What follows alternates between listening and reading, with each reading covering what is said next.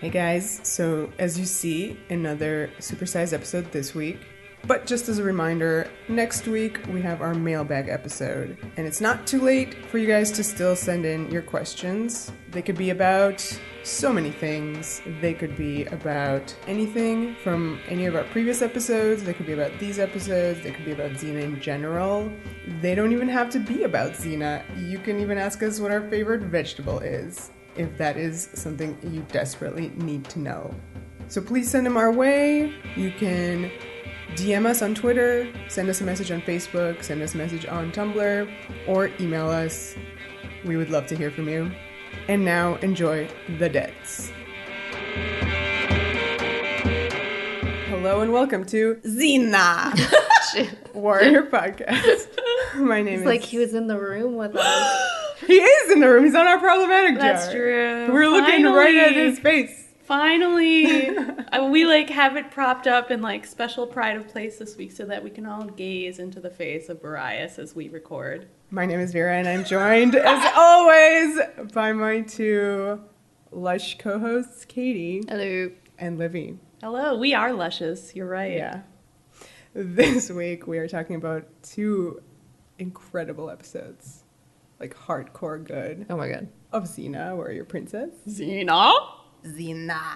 My Boreas is not good. Oh, yeah, that was. Sorry. Vera's been practicing. Yes, in the mirror, I just do Boreas' face. We're talking about the Deaths, part 1 and part 2. Our Xena movie, basically. That's what Rob wanted this to be, and I think he succeeded. Yeah, absolutely. This feels I would say this is the apex of what Xena is capable of doing in terms of the filmmaking, the production values. This looks fabulous. There's just so much to talk about. Let's just jump right in. Yeah. 306, The Debt, Part 1. Teleplay by R.J. Stewart and story by R.J. and Rob Tappert. Directed by Oli Sassoon. Not on the Whoosh top 12. What? But right, because of the rib. Part 2 is. Oh, okay, because they make Part up? 2 is. Probably. Oh, boy. Number 10. So Beneath the Quest. Yes. Oh, my God. And last week's Been There, Done That. So let's quickly talk about Oli Sassoon, who's stepping in because Rob, who originally wanted to direct these episodes, wasn't available because of his schedule. Yeah, I can totally see this being Rob's baby. Yeah, and this feels like a Rob episode, in part because it's so clearly a spiritual sequel to Destiny. Yes, absolutely. Which also had I called them David Lean visuals, this epic scope and, kind of globe-trotting plot. Mm-hmm. So, I can see Rob doing it, but I'm glad Oli did, because these are his masterworks, I would say. Are these his last episodes? Oh, no, the Bittersweet. Yeah. Yeah, maybe that's his masterwork. But this is just so damn impressive. Yeah. He has to do so many things here. And he does it all. Yeah. Well, this episode begins with an amazing, unexpected little moment. Shot of the moon, and we have our little campsite, and Xena kind of rolls over. What did she do with her hand, Katie? She's reaching out for Gabrielle. She's wanting to do a little spooning. A nice grab. Nice sleepy grab. I wonder if she had a nightmare and needed some comfort. No, she did not look at all nightmarish. Nope. She just wanted to spoon. Totally normal. Arm. So she's the big spoon. In this situation, yes. That's not a surprise. Tall, small. What I think is intriguing about this moment is Gabrielle's hope ended with Gabs going off from a sleeping Xena and having her prayer by herself. So this feels almost like is it a direct continuation. It's not, because Gabs was wearing that sackcloth at the end of Gabrielle's hope, and here she's back in her regular outfit. So I think she's just been doing this every night since then. Oh. Well, she's missing from the bedroll, and Xena has to get up and look for her. I found this next part really hilarious because Gabrielle is kind of sitting on a rock, bathed in moonlight, and whimsically basking in all the ways she's going to disappoint Xena. She is doing that. Kind of true, yeah. I was going to ask you what you guys thought was going through her head if she was, praying for hope again. But no, she's just whimsically basking. Both of these episodes do start with some pretty overt lines about what the episode is going to be about. This one, they're talking, she's thanking Xena for sticking by her through everything. Xena's like, likewise, I'm sure. And then Gabrielle's just like, I hope I never disappoint you. And the subtitle is laughs, hope I never disappoint you. So funny. You feel like you have this thing, people sticking by each other, people not disappointing each other. We have our stuff that's going to happen. This episode was originally going to be titled Betrayal. Ooh. So, I mean, it's like what it says on the tin. Yeah. But you use the word whimsical, but I do really like that her mood is kind of strange. Yes, I Yeah. agree. I wrote down she seems dreamy. Like you could think she's almost in love with someone. Like this, it has this sort of like, just staring off at the moon and thinking about how beautiful the world is, which is so not. About Xena, who she's in love with? Yeah, but I mean, obviously it's way more complicated than that. Yes. I'm joking. I think it's like she's gone through so many emotions, like she's cycled through them all, that she's ended up in this weird one. Yeah, she's almost like emptied a numb, out. Yeah, like a numbness. Yeah. Well, I loved how she was like, there's someone in the shadows behind you. Like she whispers it to Xena, and Xena's like, I know. Yeah. I love that she noticed it. I mean, I'm Yeah. sure they both noticed it simultaneously, but I liked that Gabrielle is so good now that she Well, has... it was literally in front of her. True. It was behind Xena, so of course she would know. The guy in the shadows kind of like falls out, and it's a wounded Asian soldier. He has a message for Xena. Well, he's looking for Xena, and she's like, I'm Xena. And he goes, I was sent by the weak one who is soft as water and hard as the raging flood. Xena seems to know what he's talking about. She's immediately like, oh. I know who Dad is. Yeah, and we, the audience, are like, what? Well, we, the audience, are like, ooh, water imagery. Water is Xena's element. Yes. How intriguing. Yes, everyone in the audience is saying that.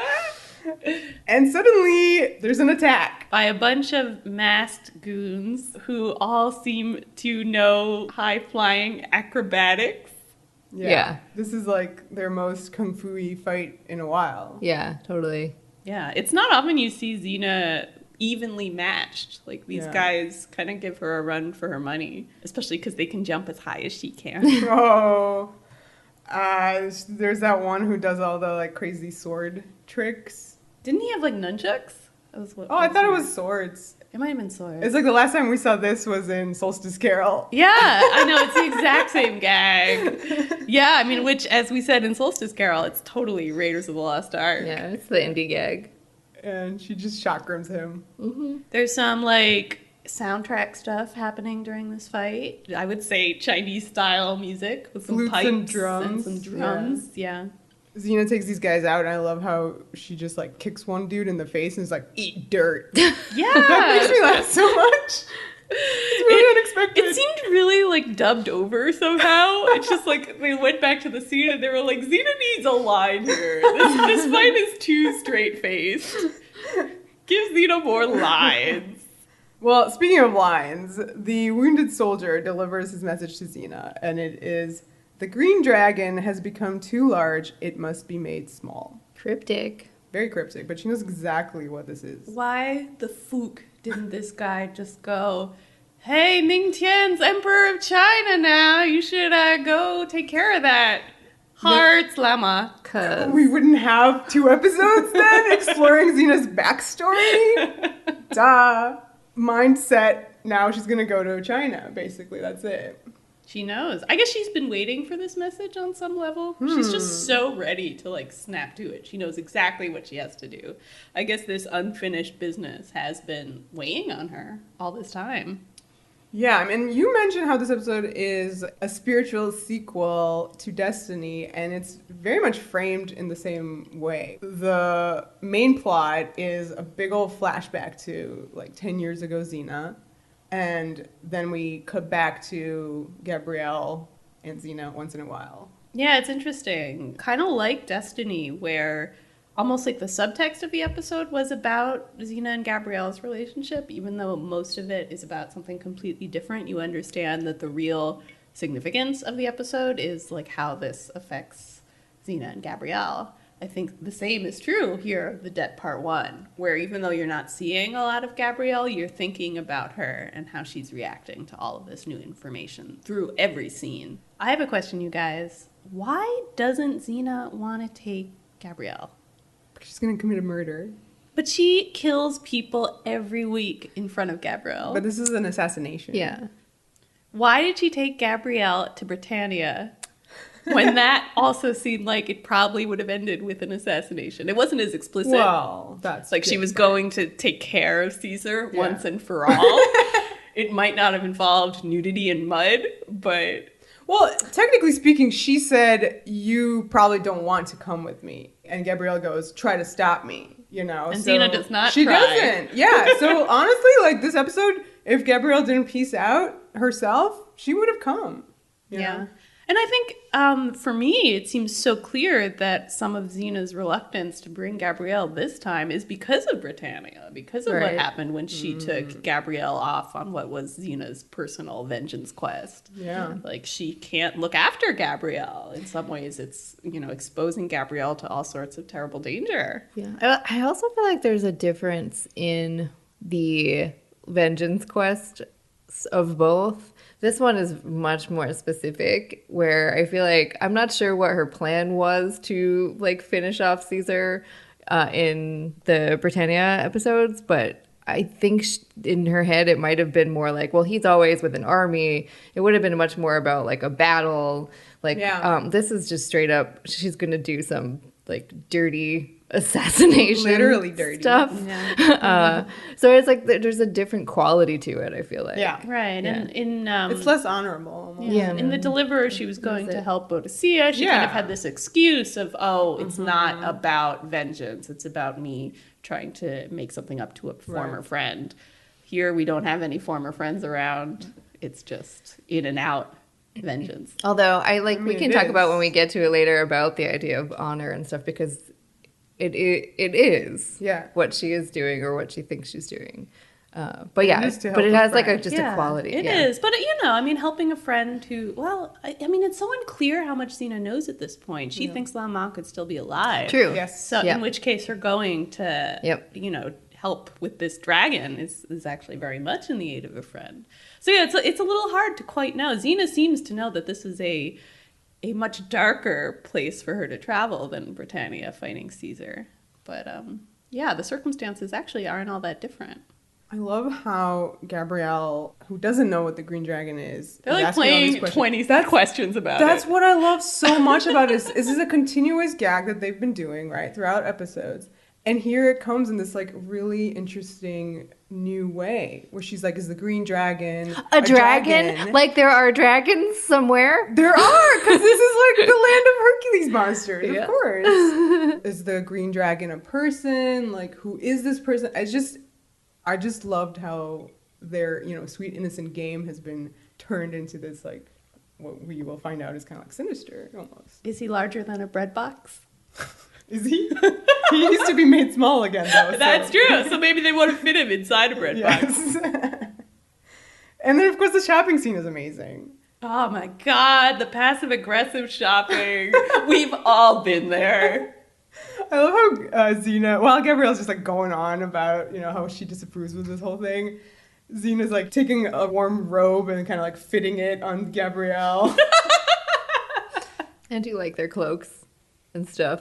Yeah, good looks in the sense. considering Xena's just sort of buying this in a blind rush as Gabrielle kind of like lays into her. It's amazing how nice their new stuff is. She got herself a badass fur coat, and Gabrielle's just wearing this like robe cloak. Xena was mad. Okay. Yeah, I do love that it was like kind of in their colors though. Like hers is like brown, and Gabrielle's robe was still greenish. Yep. And then, you know, she's ready to pay. She's like, how much is it? And the guy's like, 20 dinars. And that was the last straw. Gabrielle and haggling, man. Passive-aggressive haggling is like her, you know, she wins on this one. She makes him pay only 12 dinars. This is like my favorite line in the whole episode. Where they're getting all these materials and Gabrielle's just like, glad I could help you get a deal on the things you need to commit murder. So good. So which good. does make her an accessory already. But I do want to say, put a pin in this, because I love the odd detail that Xena apparently isn't interested in haggling here. She just like will pay whatever somebody tells her things cost. You think She's she just- learned a lesson 10 years ago about Yeah, haggling? well, you will see there's a lot of haggling in this episode. Past Xena is so obsessed with getting a deal. And present day Xena is just totally disinterested. Like, she's kind of, like, made this choice to be outside that cycle of, like, transactional profit. Like, she just, you know, that's part of her lesson that she's learned from Lao Ma. Gabrielle really wants an explanation, and what Xena offers her is, to understand what I have to do, you need to understand what was left undone. And we enter flashback mode via some flashback wind. So good. And this eyelight on her blue as folk eyes, they're insane right now. Love a good flashback wind. Yeah, I'm just glad they didn't do the, you know, bells going doo-doo-doo, doo-doo-doo, doo-doo-doo. The watery transition. Oh, no, yeah. So the first thing we see in the flashback is this very reminiscent of the opening of every war movie ever, a shot of a map. Yes. Xena's path is a little red line across A path of evil. A path of evil and vengeance and blood. There's also a recap of Destiny, in case you forgot. Yes. And I love the phrasing she says here. She says, Caesar left his mark on me. His mark. Because she's physically crippled based on how he broke her legs. And also, like, her soul is crippled. Yeah, very emotionally crippled. Like, it's clear that this is her coping mechanism, is that she just throws herself into this kind of mindless warfare mode. And we see her big cinematic warlording sequence, the likes of which we've never seen before. This stuff is stunning. And the music, too, is, like, incredible. This, like, big, choral, urgent, like, you're just like, whoa, you're under assault, like, in your ears as well as your eyeballs. Helicopter shots, trucks, all that business. This looks straight up Riders of Rohan from Lord of the Rings. Slash the Dothraki. Xena did it first. But yeah, this like gorgeous golden plain kind of Yeah. ringed by mountains. Like, have we ever seen a landscape quite this like startlingly huge in Xena? No. I mean, the closest epic warlording we've seen from her is like from the credits, which is from Hercules. And also, because you mentioned the helicopter shots, obviously that contributes a great deal to how this looks. And the credits are the only other time they have helicopter shots. Oh. Yeah, there because you that go. costs a lot of money. Yeah, for sure. Yeah, but also the fact that you have all these writers. Yeah, I mean, this isn't so like many this writers. isn't CG business here. This is like hardcore real. I mean, I was counting and it was like 25 horses maybe. Which is, a lot of like fighting to choreograph. It looks fantastic. It really does look like a battle. Yeah, so we have our army, which is led by a man Yes, it is. named Boreas. Oh my The god. Great Boreas. So you don't know that yet. I You love don't, yeah, how yeah. slow the reveals are. In this It's just like an sequence. army led by this dude. He got a top knot and long hair. A lot of bronzer. A lot of bronzer, a lot of facial hair. So you don't recognize him from last Yeah, from 2 basically weeks 2 ago, weeks ago, which when is, he oh was my being a God. shithead to And disguise him. you see, I mean, we all suspect which one is Xena. I mean, she's got the... Turban wrapped around her head. She looks like Yeah, whose Rey face from the can't we beginning see? of... She does look like Rey from the beginning of Force Awakens. I love that shot from behind. You just kind of see the back of her head, which to me immediately, like, it builds mystery around this figure. You know that's Xena, Yeah. even though it hasn't been revealed. And to you know which yet. two horses are the main horses? You see Xena and Boreas have the same kind of like armor on their horses, which matches their armor. And you see Xena do some bad shit, like she drags a dude behind her She horse. drags a dude behind her horse. Put a pin in it. Okay. Nothing more to say. Pinned.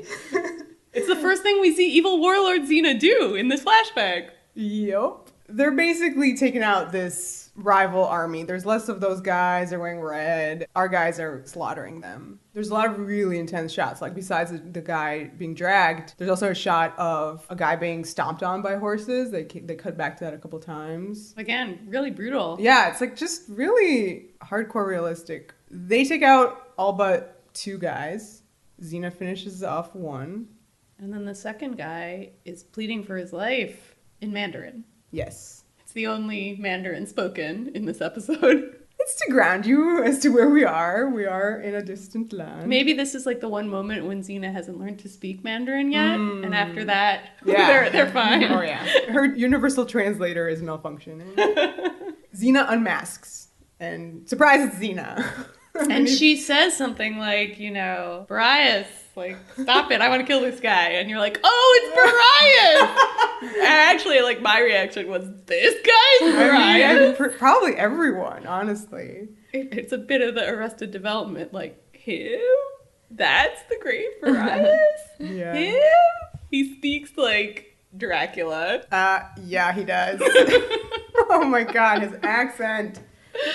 And as you may recall from last week, Martone's actual speaking voice is so gorgeous. So I guess he was doing an English accent in The Deliverer. Which is the voice you like to hear. It was definitely closer to his natural speaking voice than this Dracula bullshit that he's doing.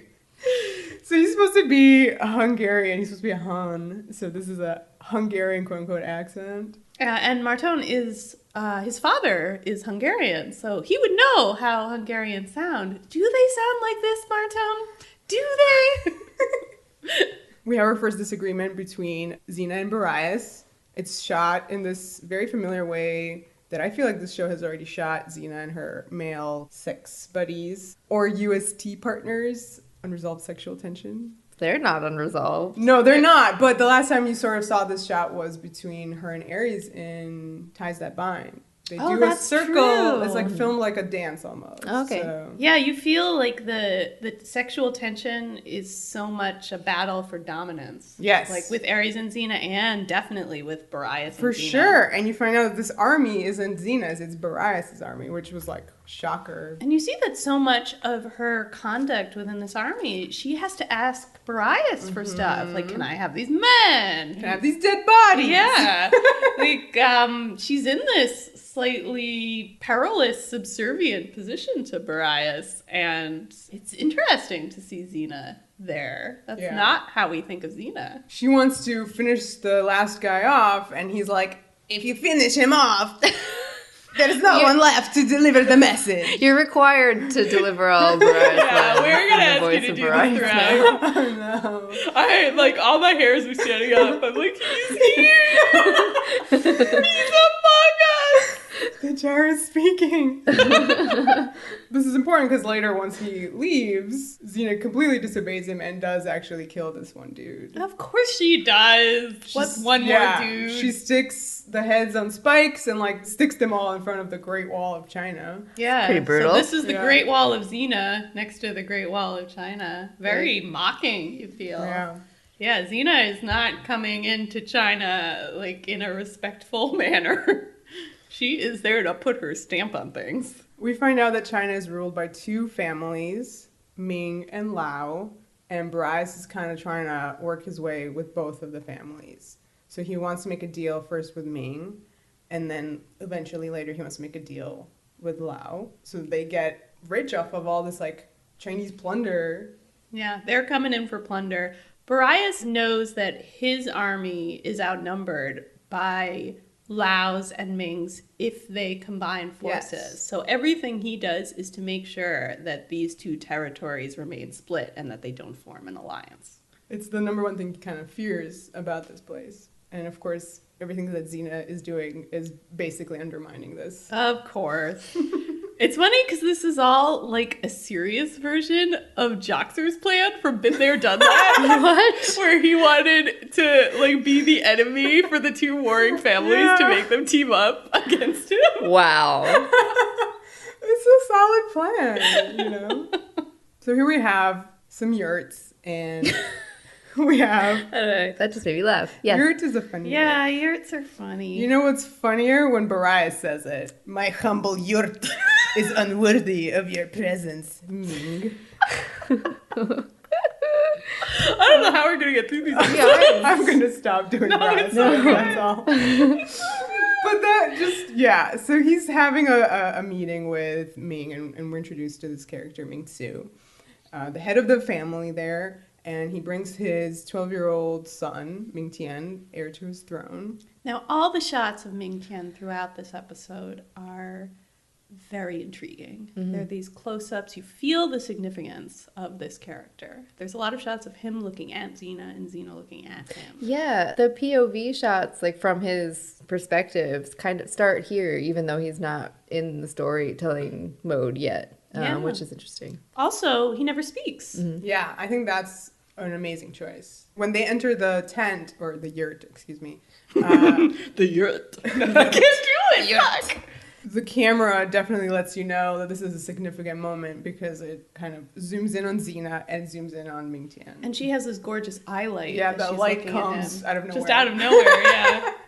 Now, ladies, can we talk about Ming T'ien for a second? Okay. Ming too. Because he's here. He and is he's here. talking. Yeah, he made a choice.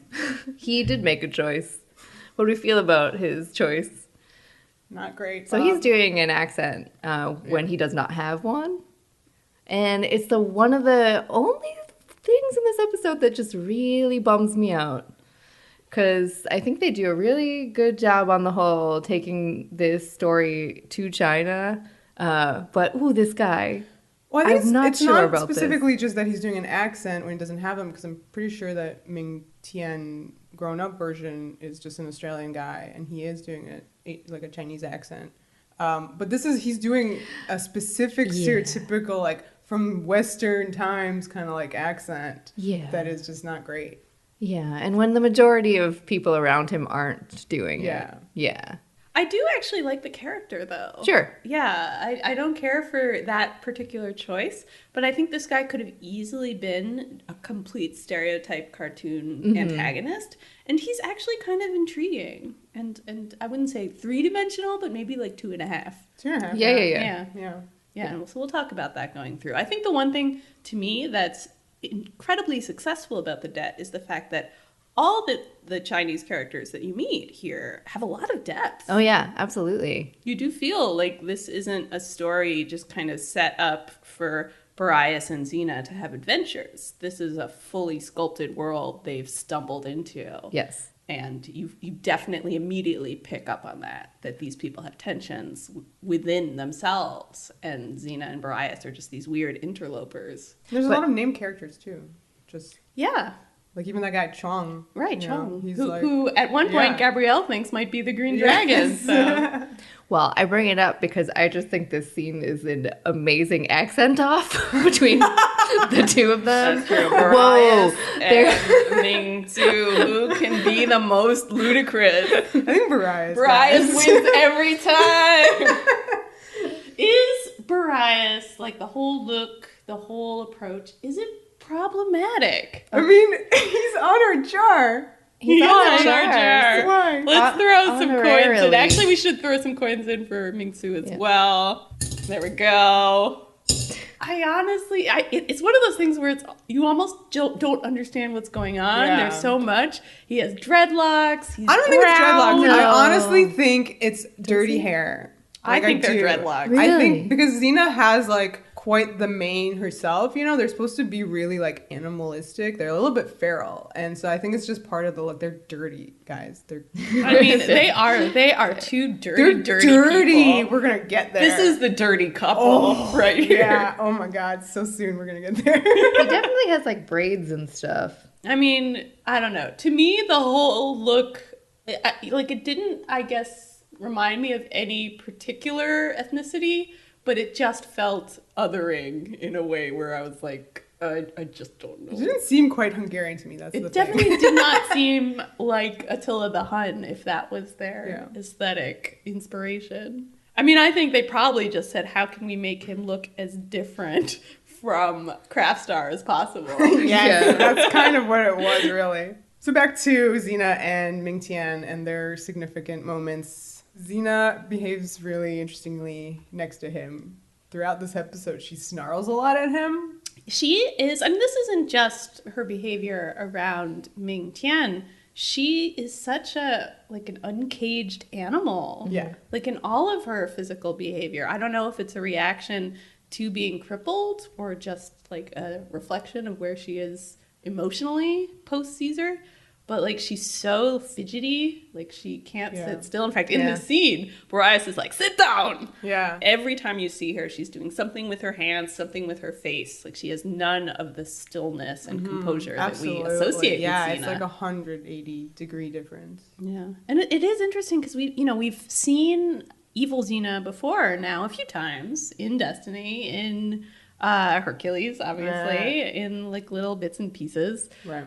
And this is a different performance again. I think you can definitely chart out her evolution in the flashbacks, like 10 years ago mode, kind of where it starts to how it ends on Hercules. And I think it's very important and very specific that she is a completely different person post-Caesar, post-Destiny, to how she was. I mean, she was she wore the hat in Destiny. She, like, was a warlord. She was a pirate. But this is like something very specific and very new. Yeah, you feel the vulnerability in it. She's a bit of almost like a little kid, you feel. Like she has this kind of like tricksterish mischief about her. Like she just, doesn't care about consequences at all. Maybe that's why she and Ming T'ien have this weird relationship from the start, is they are actually kind of emotionally on the same level. Oh my God. I do like the idea. I don't think that the show is specifically doing it, although they do when Ming T'ien is telling his story. Like, it is very much from his perspective. So you do have this idea of, like, well, Xena is narrating this, right? So how reliable are people telling stories, right? So when it's coming up in here already, I don't think they're doing any of it on purpose, but I do like when you're seeing his point of view of Xena behaving this way. It looks extra scary as like a little kid, like seeing this very terrifying person. Yeah, that's a really good point. That moment where you really see her from his perspective, she is much more monstrous than she is here, where it's quite likable. Like, it's funny. Right. I think it's funny. Yeah. I think it's really intense. Like, she takes some booze and spits it at him. Like, that part isn't funny. She's just really... She's funny with Boreas. She's unclassy. No. Yeah. She's a tramp. Oh, no. This is Xena as Meg as Xena. No. She's an animal. Yeah. She isn't really interested in human behavior anymore. So all of this diplomacy that Boreas is trying to use with Ming and later with Lao, you feel that she just has no patience for it. She's past that. One other thing about this negotiation scene, you'll notice that Xena is so hung up on the material wealth of Ming's entourage. She's like, oh my God, that servant's wearing silk. Like, this land is so rich, we have to plunder it. She literally has dollar signs in her eyeballs. That's how Xena sees China. Compare with Xena in the present day, who can't even barter for her winter clothes. Right, and she was so mad that Boreas made this deal with Ming, which honestly was awful. I mean, he's like, okay, I'm going to raid Lao territory, you're not going to stop me, and then I'll give you 1/3 of the loot. And Ming's like, no, it's going to be half. And he's like, sure. But Xena doesn't see what Boreas sees, where he's like, I would have made a better deal with Lao, Actually, past Xena is just as bad of a negotiator as future Xena, but it's like in this completely different way. She's too thirsty in the past and doesn't give a shit in the present. Let's talk about the thirst. Oh my God, you guys. Two people like that made a beautiful child like Solon. And here they are attempting to do it on a horseback. Xena and Boreas sitting on a horse. Fucking, of course. Shouldn't it be Xena and Boreas sitting on a horse having some great sexual intercourse? both I think are Grammy Award winning. Oh yes. songs. Oh yes. This scene, you guys, is amazing. I'm so embarrassed for them. Oh my god. But I'm also a little turned on. Yeah, they were licking each other's faces. It was something epic. This is also really funny because this was coming right after a flash forward to present day where Xena's like, Gabrielle, this is a story about love. Not hate. And then you cut to them like trying to eat each other's faces. God, it was so slobbery and just, oh my goodness. I mean, it was feral. It was like raw. There's a cut to the eyeball of the horse, and it's just like rolling. It's freaking neighs. out. It's like, what's happening on top of me? Stop it! This is animal endangerment, you guys.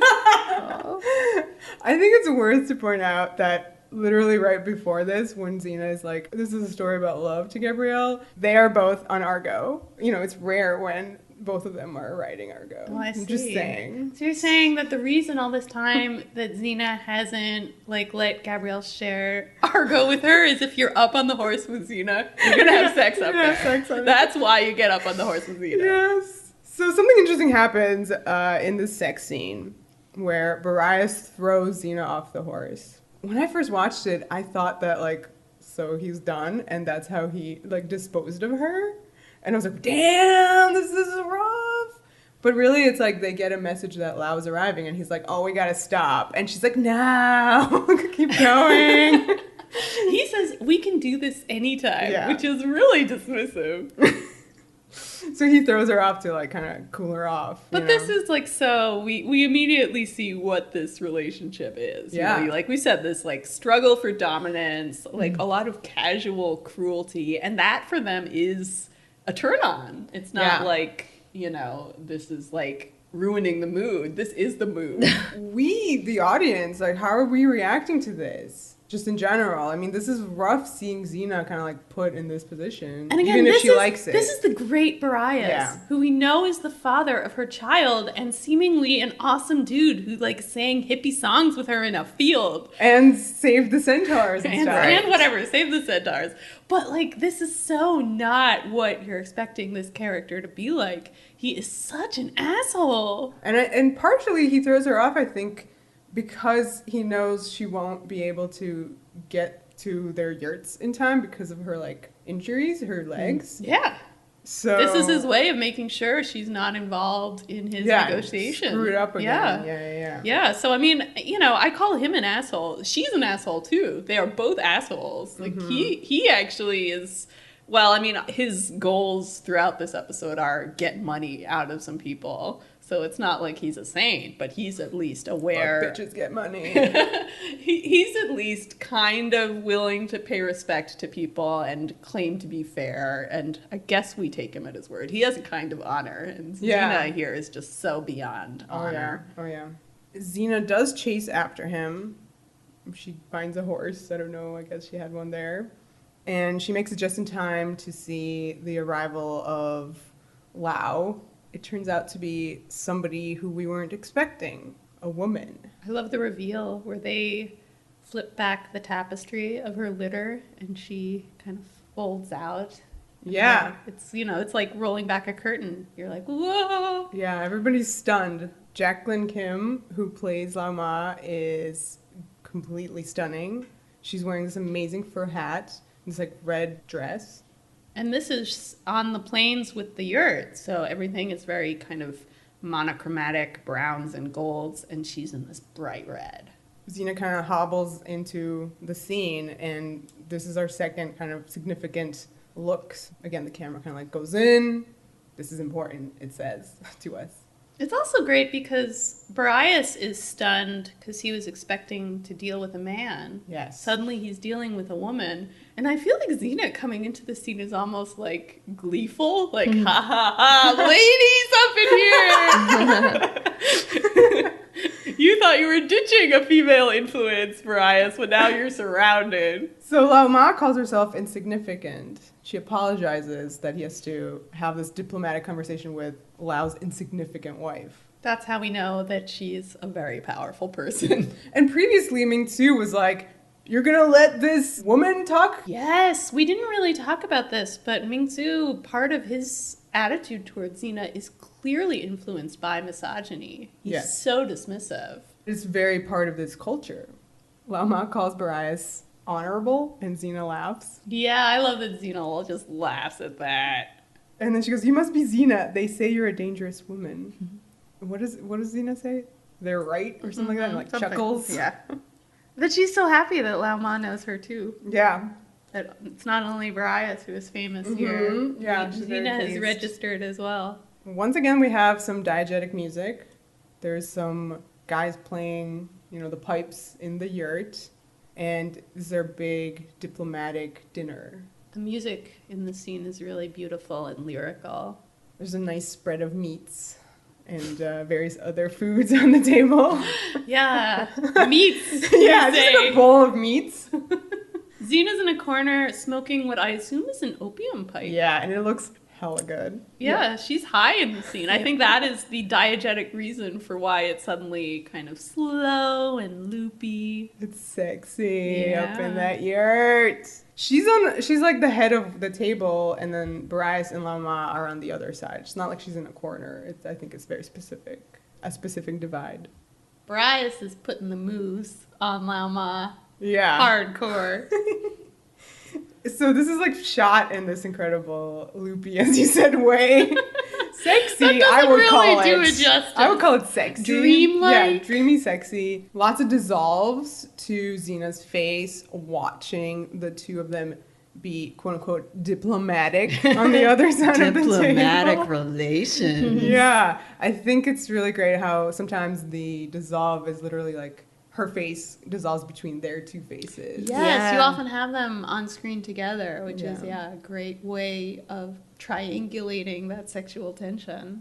I also love that the shot of Xena, it's getting closer and closer as Xena's anger Yes. gets larger and larger. Yeah, and finally we see Lao Ma. Her hand is reaching for that bowl of meats, and Xena whips out her dagger and shucks it.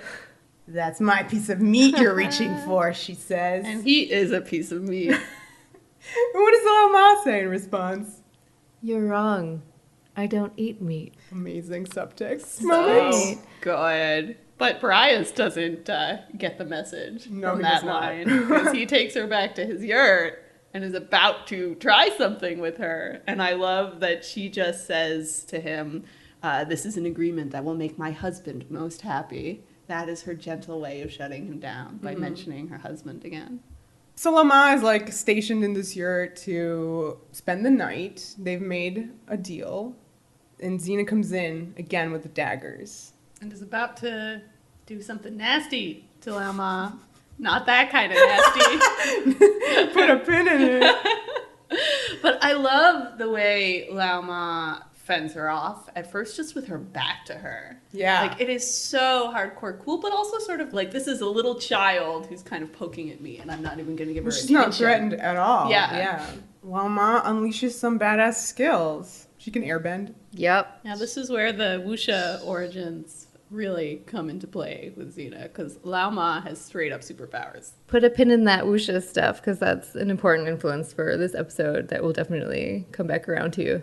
Speaking of pins, my favorite of Lao Ma's weapons during the sequence is the hairpin, which she takes out of her hair and throws into Xena's side, and then uses her airbending powers to propel Xena right out of the yurt, comes out, just kind of bends down in this almost tender way, takes out the pin from Xena's side, and wakes her up by throwing it into this water tank that spritzes her a little bit. So you immediately see that this hairpin is important. Yeah. And I like that you're first seeing it being used as a weapon against Xena. Good point. Lao Ma tells Boreas that their alliance won't be possible now that she's leaving. And Boreas, of course, is so pissed. Well, Xena's now ruined his negotiations twice. Yep. But Lao Ma doesn't seem all that angry about this. If anything, she seems just, almost just a little sad. She leans down and whispers something mysterious to Xena. She whispers, "Fill yourself with desire and see only illusion. Empty yourself of desire and understand the great mystery of things." Once again, illusion coming up makes me think of Illusia, which appears only when Xena and Gabrielle are overcome with desire. So not that kind of desire. They're always overcome with that kind of desire. But the bad kind of desire that Lao Ma is referring to. Yeah, and Xena, of course, is just not taking any of this advice whatsoever. She does the opposite of this and thinks only of the riches and decides to take matters into her own hands. I feel it's not only the riches. It's not just a hunger for wealth. It's a hunger for dominance. You know? Boreas just broke up with her and told her he'd kill her if she didn't leave. That's true. That's not very nice. But yeah, you feel like Xena gets herself into trouble just in that she's always fighting against something. You know, maybe it's the memory of Caesar. Maybe it's her being this woman in a male-dominated world. She's just always struggling. She's always causing scenes. So I feel like that quality in her is what attracts Lao Ma's notice. Lao Ma sees her and says, this is somebody who has a problem that I can help. I mean, later it's revealed that Lao Ma sees that she's going to be Xena warrior of princess. Xena, but, you know, we'll talk about that. Yeah. Xena busts through the screen door on horseback. So from outside into inside, and it's kind of awesome. Yeah, that is talk about shots from Ming T'ien perspective that are terrifying. There's one. Talk about shots that are amazing and cinematic. There's one. I love the little detail that Ming T'ien is playing with these little toy soldiers. Yeah, like the terracotta warriors. Yeah. But small. Yeah, make small again. But yeah, this moment of childlike innocence for him. And he drops one. With some warlike like how Sansa Stark drops the doll. Put away childish things. Yes. Well, it really is. You know, she extends her hand down to him. Mm-hmm. He drops the toy and takes her hand. You do feel like this is like going from innocence to experience. Yeah. This is the moment where I want to ask you guys, is Ming T'ien hot for Xena? Is that the subtext? She's his first crush. I think that may be part of what's going on here, is that he is attracted to this. Wow. He's very small. Certainly but didn't sure. get that, but you can think that, sure. I think that's there. Put a pin in that, you guys. I'll bring it back. You might not want me to, but I will. Warrior Dragon, that's How the ship old name. is he supposed to be, actually? I don't know. Well, the actor is, I think that IMDb said it was like 12. Okay. Yeah, I thought it was actually, And you do feel his story here is about a boy becoming a young man. Right. Yeah. So that's an aspect Oh, of totally. that change. Just saying. Warrior Dragon. Green Xena. Green Xena. Xena kidnaps him. That's what happened. Yeah. Yep. Yeah, she looks at this very delicate negotiation that Boreas is trying to do, and she's like, I have a better solution. Kidnap a child. Yeah. So she's sitting in this like cave and playing tic-tac-toe with herself. Xena wins again. They're all exes. Are they really? Yes. Xena doesn't even know how to play tic-tac-toe. That's what it looked like. I don't know. That's so sad. I do think that is the ultimate image of her loneliness. Yeah. Is that she just plays tic-tac-toe by herself and is happy when she wins. I don't know if she's happy. She's kind of like, Xena wins again. I do think it's really great that you could see her leg. At least one of the legs was wrapped, like in this weird bandage. I thought that was interesting. Oh, God, that's a great detail. Yeah, I mean, I like that the episode doesn't linger over her disability. Like, it's there.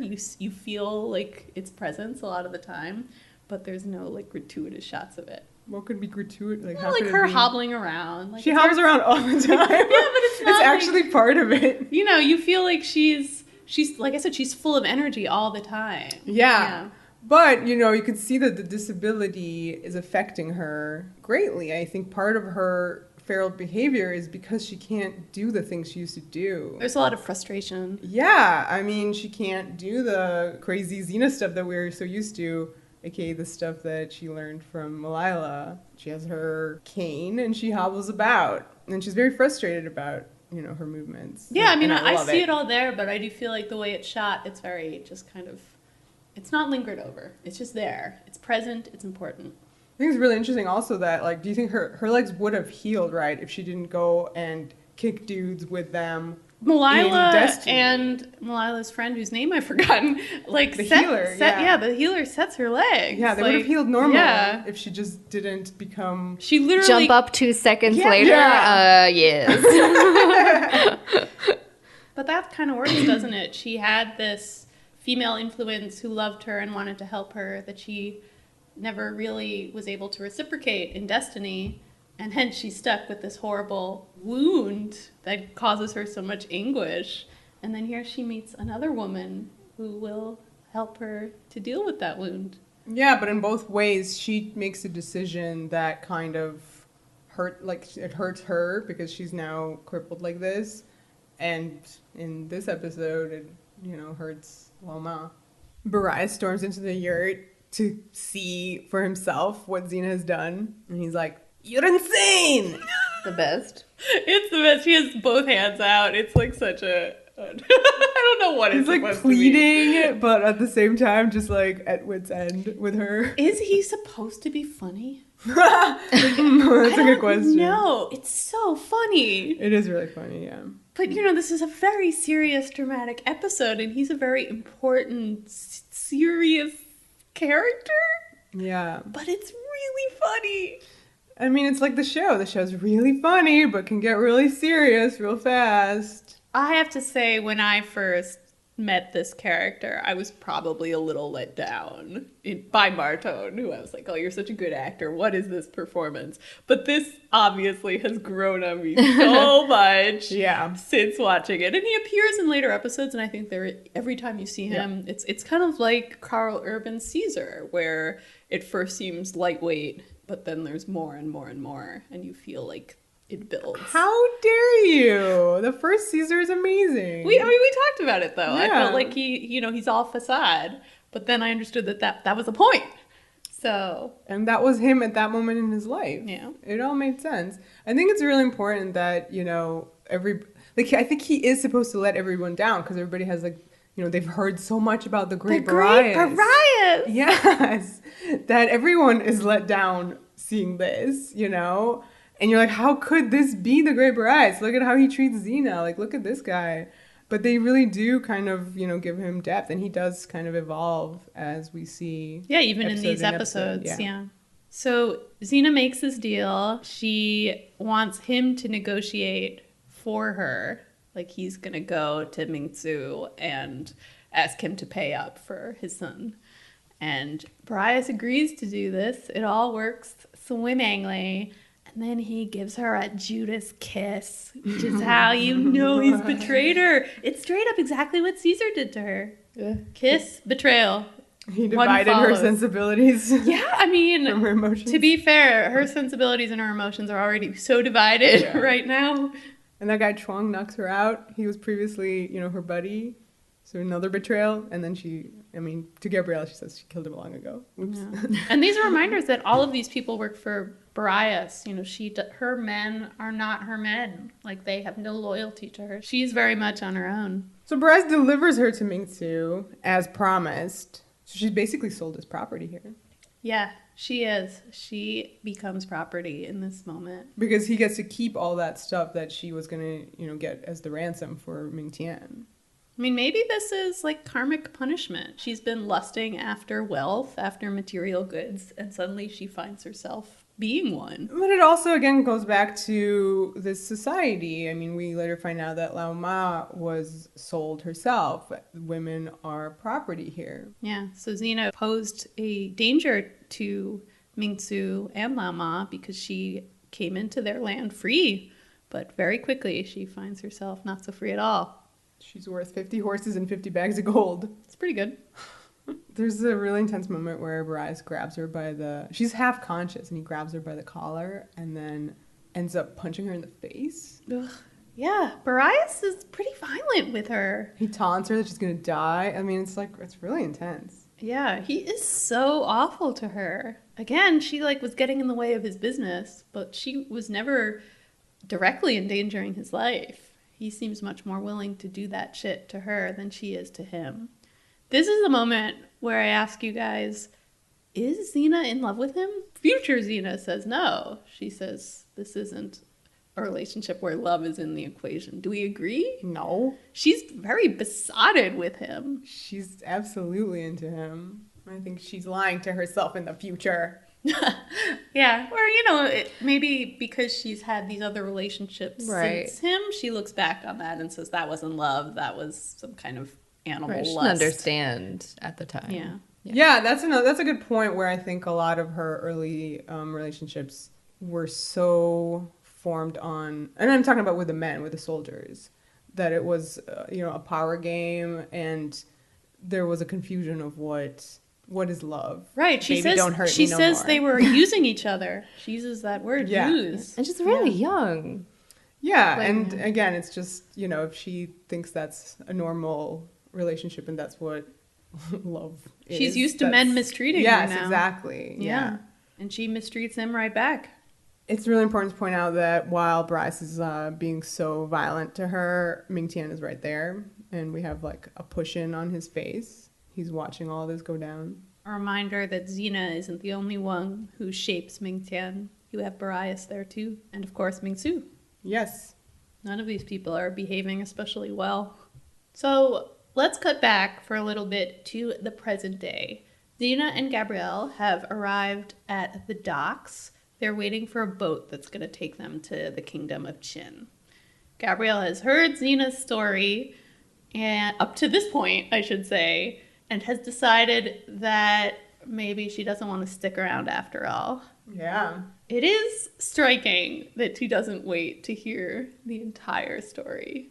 She hears this admittedly very sordid business of Boreas betraying her and her kidnapping a child, and it is definitely not casting Xena in a favorable light, but it's shocking to me that she kind of pieces out this early in the story. I know that it needs to happen for the story to unfold the way it is, but to me, I'm not sure if it's how typical Gabrielle behavior. Like, is this in character? Do you think this is? Do you think she thinks this is the end of the story though? She's like, the episode's wrapping up. Maybe this is close. it. Yeah, that's true. Maybe she does. Yeah. I was also wondering if the episode was trying to trick you into making you think that the green dragon was Lao Ma. Oh. I was wondering that. It seems so clear to me that it's Ming T'ien, but I don't know if that's, retroactive, because I know it's Ming T'ien. You look back and you go, that little kid's significant. It's interesting. But I think they keep it in the air. Yeah. And also, do you think she was put off by how Xena described as a story of love and all she talks about is Boreas? She's like, I don't want to hear any more of this. No more horse sex, yeah, please. Keep to yourself, Xena. I'm going to stay here. I'm going to walk behind Argo from now on. I mean, Xena doing child kidnapping is pretty bad. This is shocking. Also, I mean, you say, is this in character for her? But this is the episode after two humongous episodes for her character. So what is in character for her now? She's in a tumultuous place, and she's very much set up from Gabrielle's hope not to trust Xena. I mean, she, only a few weeks ago saw Xena as this ruthless monster stalking after her and her child. Like, Xena is the reason she abandoned her child. That's how Gabrielle sees Xena right now. So you can see how maybe there's a lot of repressed emotion, namely anger here, that's maybe making Gabrielle be like, I don't want to be a part of this. And look, you're abandoning me because you have a debt to someone, not me. We're about to get to the biggest line of the episode, which is, you owe someone so much that you would just throw away these last few years. And Xena says yes. Yeah, and Xena just says straight yes. It just falls like a hammer blow. Yes, she'd do it. And what do you guys think that means, these last few years? The years where she met Gabrielle and all the hard work Gabrielle put into reforming Xena. That's what she means. I feel like Gabrielle, the literal meaning of the words is your redemption quest. This path of goodness that you've been walking that's been really hard. But the subtext is me. Mm-hmm. Right. The subtext is everything you've gone through with me. Yep. You're just ditching me for this other person. You know how much I've sacrificed for you, and now you're ditching me. Yep, and Xena walks away, and there's a really great crane shot. Because of the distance between us. Good job. Nobody look at that extra with the Viking beard. I like how Rob talked about that line in the commentary for the episode. It just caused such a commotion in the fandom, this one in particular. Well, I'm sure that RJ and Rob were very happy to get here because it took the characters in a new direction, expanded upon them. I mean, they together came up with this plot line, The Rift, and this is doing some pretty major work in pushing that plot forward. I feel like it would be naive of them not to expect the fans who love the characters to be upset by these things happening. Yeah, but you're watching a show, you know, they'll be better in a few episodes. They'll solve it, guys. I have this quote from RJ where he goes, as far as consistent characters in a television series, I'm not interested in that. I'm interested in exploring these human beings. These characters are not the same as in the first season. I'm telling you, these characters are going to change. Hold on for a ride. They're going to change. Hold on to your butts. I just love that he calls them human because that's exactly what it is. It's not like quote unquote consistent character. I mean, it's consistent in the sense that it's a fully fleshed out human being. Absolutely. And I think this is important because I think a lot of the stuff you're taught in screenwriting classes is about how you have to give characters a motivation. Everything they say, it's like because they have a desire, they're trying to, actualize. But the truth is that human beings often do things for reasons they don't understand or know. Like people do a lot of contradictory stuff and things get messy. And I think these episodes in particular are great for that. Because both Xena and Gabrielle are making choices that may make us, the viewers, very angry, but they make sense for them, Yeah. And often it's because of all this subconscious stuff just bubbling against the surface. It's the fact that they just got through Deliverer and Gabrielle's hope. And that was a really traumatic event in their lives that they're still processing. And I love that it's never explicitly called out in the debts, but it influences so much of what happens here. So Xena's back on the boat and she's going to China. She's on Rob's Folly again. Right. Hi, Rob's Folly. I'm sad Rob didn't get to direct his Folly. I know, there would have been a way more boat stuff. Oh yeah, in this whole episode would just be the boat, really. And then it cuts to these shots of the water. And it's very reminiscent of Destiny, where you had that montage of Xena on the boat intermixed with these shots of water, which is where we came up with that idea, you guys, of it being Xena's element. So yeah, on water, we go to a shot of Xena in a cage in the past. So I love that you have Xena free with water to Xena in this prison in the past. Yeah, and I just love that those are two modes of travel for her. That's true. That's a good point. Yeah. You wonder then how free Xena is in the present. She's trapped in this vengeance quest. Yeah. She's without Gabrielle. So back in the past, she's in this cage, which is based off of some shots in The Deer Hunter. Ming T'ien intends to hunt her. He intends to hunt her really close to Lao land, I guess. So Lao Ma arrives and they have a little scene together. This is funny because it's really rubbing it in Xena's face that she brought these two mortal enemies together. Yep. And now they're kind of conspiring to execute her. Like, this really is the karmic retribution Xena deserves. Yeah. There's some great shots of her kind of, POV from the cage watching this. These people hold her life in their hands. She kind of hopes that Lao Ma will save her, but knows that, previously she attacked her and tried to kill her. So when Lao Ma's like, no, there's no problem of you hunting her in our land. Yeah, enjoy your entertainment, There's also some really beautiful wide shots of the road where these two parties are meeting, Lao Ma's group and Ming T'ie's group, and you can contrast the styling. Lao Ma's attendants are all clothed in these very beautiful feminine colors, and Ming T'ie's are much more kind of martial, warlike. They're men, masculine. Yeah, so you have yin and yang. Xena manages to snarl once again at little Ming T'ien. And then Lao Ma presents him with a present. She made it herself. And he just slaps it out of her hand like a little bitch. What a little This punk. is the first time we've ever seen him do anything. Yeah, Yeah, exactly. And it's quite striking because he's so cute, but yet does this mean thing to Lao Ma, and you see that she's actually hurt by it. Like, that meant something to her. Her composure is shaken for the first time. Yeah, and I love that. I mean, she leaves, and then Ming Tzu's like, you could have at least looked at it. This was, I thought, a nice moment for Ming Tzu. Ming Tzu is kind of, not pleased with his son for rejecting this gift. He seems to be encouraging some kind of connection between them. We don't know exactly why he's doing this. To me, it reads like he's trying to raise this leader, right? And he shouldn't be a little punk. He That's should true. respect diplomacy, should respect manners. He should have looked at it, So he's like, all right, let's see the present. And he has the guy open it up. And it's a handkerchief with a big old green dragon on it. Mm-hmm.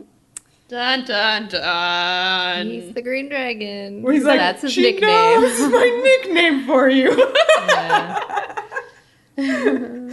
All right, enough of this. Let's talk about this amazing scene where Xena's hunted.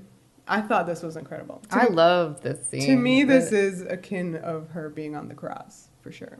That's a good analogy. Yeah, she's so powerless here. Yeah, she's hobbling along and these dogs are chasing her. So much action in this, like the way it's cut, the way it's filmed. Yeah, a lot of handheld shots. A lot of this just panicked. Yeah. sense. She's like tripping, she loses her cane, she's like really stumbling, the dogs are coming. She's totally gonna be killed. Like, that's it. She's gonna be hunted. Then she trips and falls flat on her face on the ground, and the camera pulls back to reveal the red robes of Lao Ma hovering over her. This, straight up, you guys, is a shot from Lord of the Rings.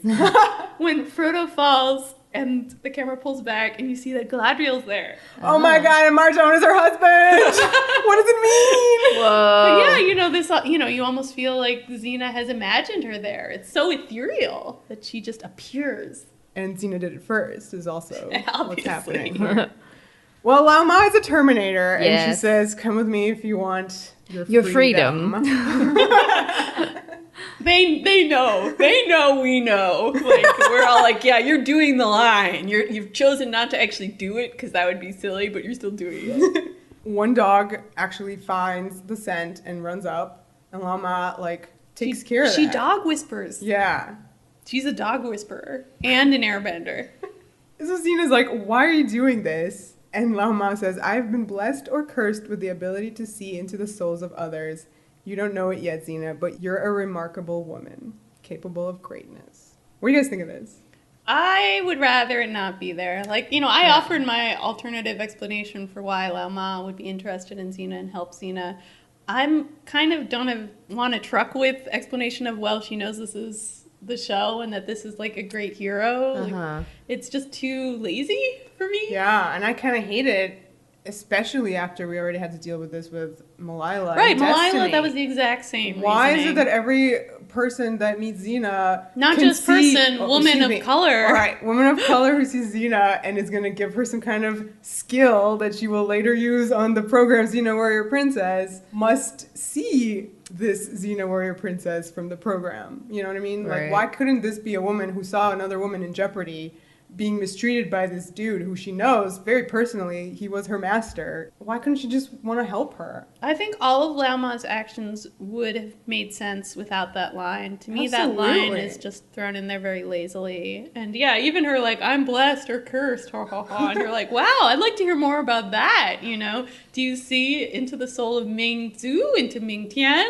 How do you feel about that? It's Yeah. just so thrown in to be kind of like, here's an explanation for why I'm, this mystical wise person who's helping you. And you're like, no, thanks. Yeah. I prefer when you were a woman who is helping another woman in danger. Bitches helping each other out. That's what I want to see. They go to her house because that's where she's like, we can totally hide out there. But Ming Tzu's hounds follow the scent and they trace her there. So we have a very interesting scene now with a hot tub. Xena's greatest love, the Hot hot tubs. tubs. Is this where it starts? This may be where it starts. This is the patient zero of Xena's love of hot tubs.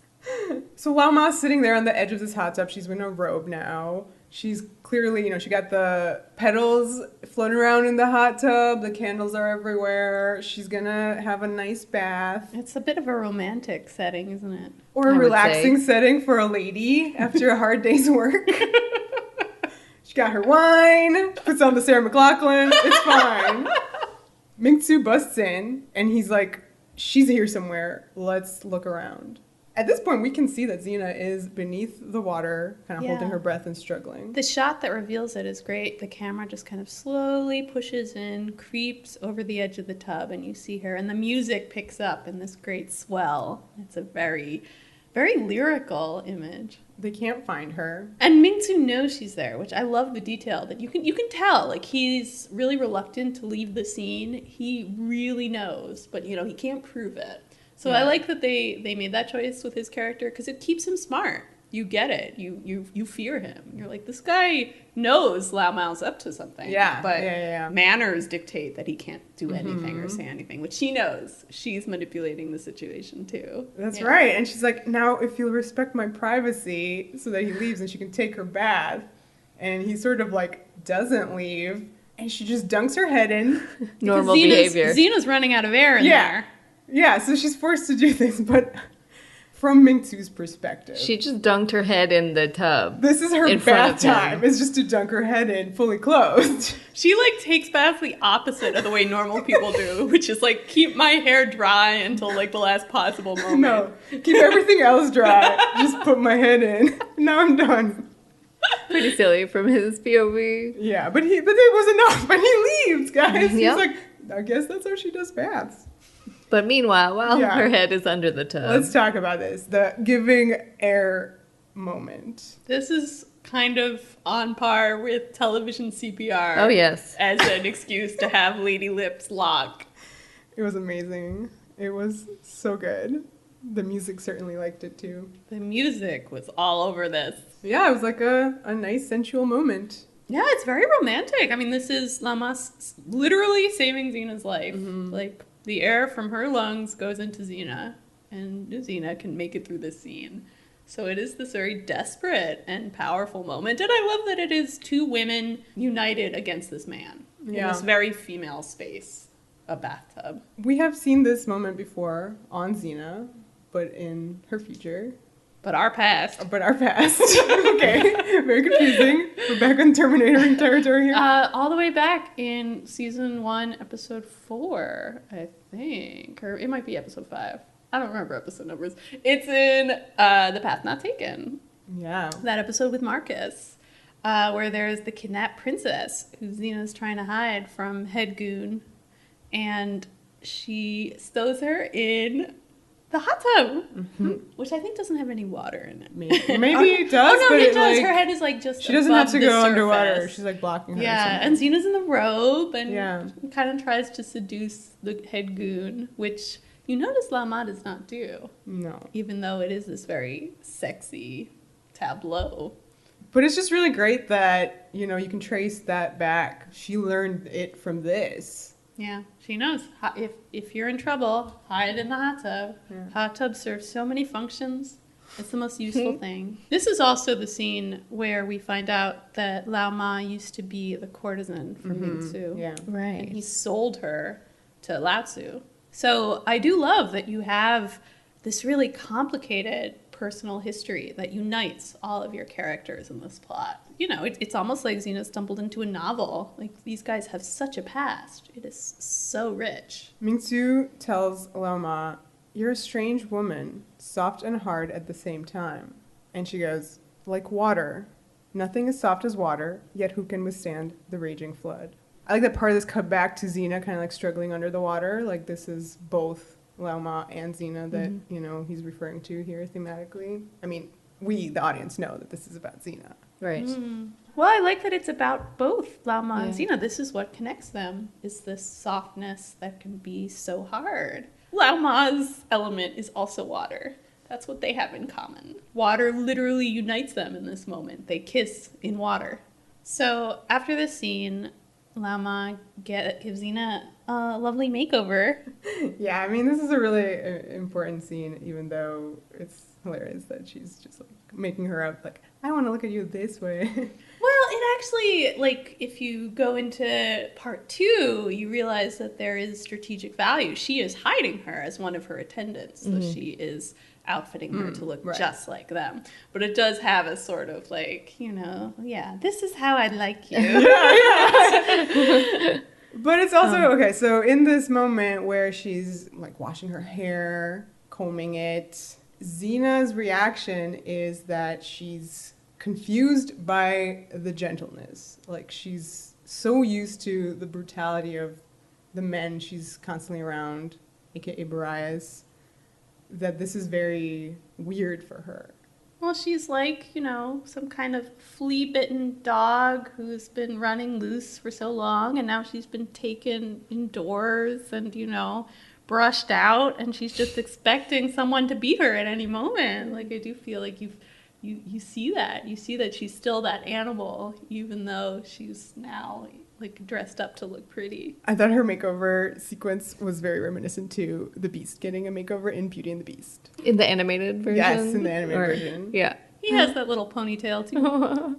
She looks very nice. I also, like you said, Liv, about, Lao Ma doing this for strategic reasons to sort of hide her. I think another point in this episode's favor by bringing the show to China is that this is Lao Ma's doing, that Xena's dressed this way, and it isn't just like, Xena is in China, so she decided to dress like this. Sometimes it's difficult because, like, she is a white character, and you don't want her to just be, like, wearing stuff for no reason, really. I like that it came from this motivated place. Unlike season 4. Yeah. This show in later seasons has such a checkered history of... Like, the deaths are really good, I think, because they do manage to sidestep a lot of problems. It's not like they don't have lots of things that are stereotypes and tropes, but it's because it's in this tradition of doing this genre of Chinese cinema, so it becomes like a larger... more complicated issue. There's lots of dragons, people have powers, and it's all part of this genre. So there are pluses and minuses and stuff, but this particular one, just in terms of, like, clothes and things, I think is good the way they did that. Yeah, we haven't quite made this point explicitly yet, but I think it's really important to approach the debt as the Renpik's love letter to wuxia cinema. This isn't about China. It's about Chinese cinema. Yes. So a lot of these symbols that you see and say, oh, that's so tired, that's a stereotype of what you imagine China would be like during this warring states period. It's all coming from these movies. Mm-hmm. It's referencing other images. And I think that's why seeing these images, you go, oh, I recognize that. Like, you're supposed to recognize it. It's meant to put you back to a lot of these movies that were coming out of Hong Kong in the 80s and 90s, which were about putting people in touch with Chinese history. So it's Chinese history through this very particular lens. Yeah, I think, they're very specifically, like, they always mention the ones from the 80s and 90s. There's, like, a long tradition of these movies going all the way back to, like, the beginning of cinema, and even those movies were, like, doing stuff like borrowing from Hollywood, and everybody was talking to each other in very interesting ways. So it's cool. Cinema history is cool. So we have this close-up of Xena in her new getup. She's wearing this beautiful, like, silk dress, and her hair is done. Lao Ma puts the final touch, which is that same hairpin. And I noticed that she's wearing a lot of intense makeup, like red lipstick. Yeah, intense eyeliner. Yeah. Little wingtips. So some people refer to makeup as woman's war paint. It's interesting that the next shot is Xena putting on a different kind of war paint. Yes, that is a really great point. I love the cutting from Xena being cleaned up and civilized to Xena in present day, stripped of her armor. And, she's literally naked. Yeah, naked and covering herself with mud. Yeah. So it's like Xena just rose out of the mud in the past, but now she's plunging back into it in the present. She's made her way to her destination. And there's, like, thunder and lightning. Yeah, you see the wall behind her, right? Yeah. Yeah. She's at the palace, so yeah. she's ready to go. Lots of really great shots of her eyes in the mud. Yeah, they're shining blue out of that black mud. It's a good look for her. Yeah, so this is once again a bit of the monstrous feminine, which we talked about back in Altered States, where she emerged from the water looking like something out of species. Yeah. Here again, we have the slick back, wet hair, and she looks like a lizard. Yeah, I mean, we previously saw this shot in The Price. That was a reference to Apocalypse Now. Elisa Stone wasn't supposed to direct these, right? So he was like, in my episode, I'm going to do my favorite shot from Apocalypse Now. But now he has an opportunity to do it again, and he does it exactly like how he wants it, which is basically shot for shot almost. Like her coming out of the water is terrifying, and it's exactly like Martin Sheen, right? Martin Sheen. And he's also there to assassinate someone. Yes. So it really is very much the same now. She has this knife between her teeth. It is terrifying. Yeah. And again, a bit of the animal side of Xena. She's like crawling around on all fours. Yeah. She jumps right into the castle and is kind of making her way down this hallway full of spinning bird cages. I love how you say she jumps right into the castle. That's what she does. She literally jumps right in. It's no big deal. Like she little hop. It's not even flipping. No, she just flew straight into the air. Yep. Xena's right in there. Don't downplay it. So what are these spinning bird cages? Is Ming T'ien very into antiquing, flamboyant decorating? Maybe he's really into birds. Maybe. But there's no birds, just the cages. That's true. Well, there's one bird. You see one. They couldn't afford a whole room full of birds. These bird cages and the shadows, the really cool lighting was, I think, Rob's idea from a Wong Kar-wai movie, Ashes of Time. Cool. Wong Kar-wai. It's not quite the same, but it's a beautiful image. It's cool. It's weird. Yeah, it is. It's a bit surreal. Yeah, you don't quite understand what's going on, and I think that adds something to the scene because you're just like, Xena, what are you doing? What? Bird cages? What? She's extra scary here. Again, she's naked, covered in mud, and she's crawling. It's interesting that there are little cages in this scene, and Xena was in a cage in her flashback. So yeah, Xena's out of the cage and about to savage the people who put her in the cage. But she has one last moment of doubt. I love the use of these flashbacks specifically. Number one, I think we would all agree that usually flashing back to a scene in the same episode that you've just been watching is a no-no, especially like within the last 30 minutes. You've just seen it, like you don't need it again. But this particular sequence starts with Xena thinking about Gabrielle saying that line about throwing away the last few years. And then you see a sequence of Xena thinking about a whole bunch of moments that we can kind of go through from the last few years. Very specifically, her inventing CPR with Gabrielle and her letting Callisto die. What else is there? Lots of kill 'em all. Lots of kill 'em all. A lot of dark Xena. Yeah. A few to her talking to Gabrielle in The Price, how Gabrielle is just generally, and the campfire scene in Callisto. And then at the end of it, you get her returning to that you would just throw away the last few years. And so not only does it flash back to the same episode once, it does it several times. And I love the way that just is reflecting how this is stuck in Xena's head. Like Gabrielle is echoing in her head this important line, but she doesn't listen in this moment. She continues on with assassinating. Yeah, it's such an interesting mix of flashbacks. Like, it's not just tender, loving images of Xena and Gabrielle. It's also the dark stuff, the hard stuff, the worst behavior of Xena's from the last few years. It's definitely a different crop of flashbacks than what we're used to. Usually, right, back in Destiny, it was only the sweet stuff. Yeah, it's always like, Gabrielle is important to me, and let me show you the ways, you know. And here I thought it was just so fascinating, the structure of the sequence, because you have her in Doctor in the House, like, Gabrielle, like, don't die, and then the next shot is she's letting Callisto die, and then it cuts back to Gabrielle's alive, oh my gosh, and then it's like, kill them all, you know. It just cycles through the stuff Xena does and the stuff that, you know, Gabrielle doesn't do normally. Yeah. Yeah, you feel like the flashbacks are trying to be true to all sides of Xena's character, like her capacity to love, but also her violence and the ways those have manifested in the past few years. You see, like, the flashbacks themselves are at war with each other.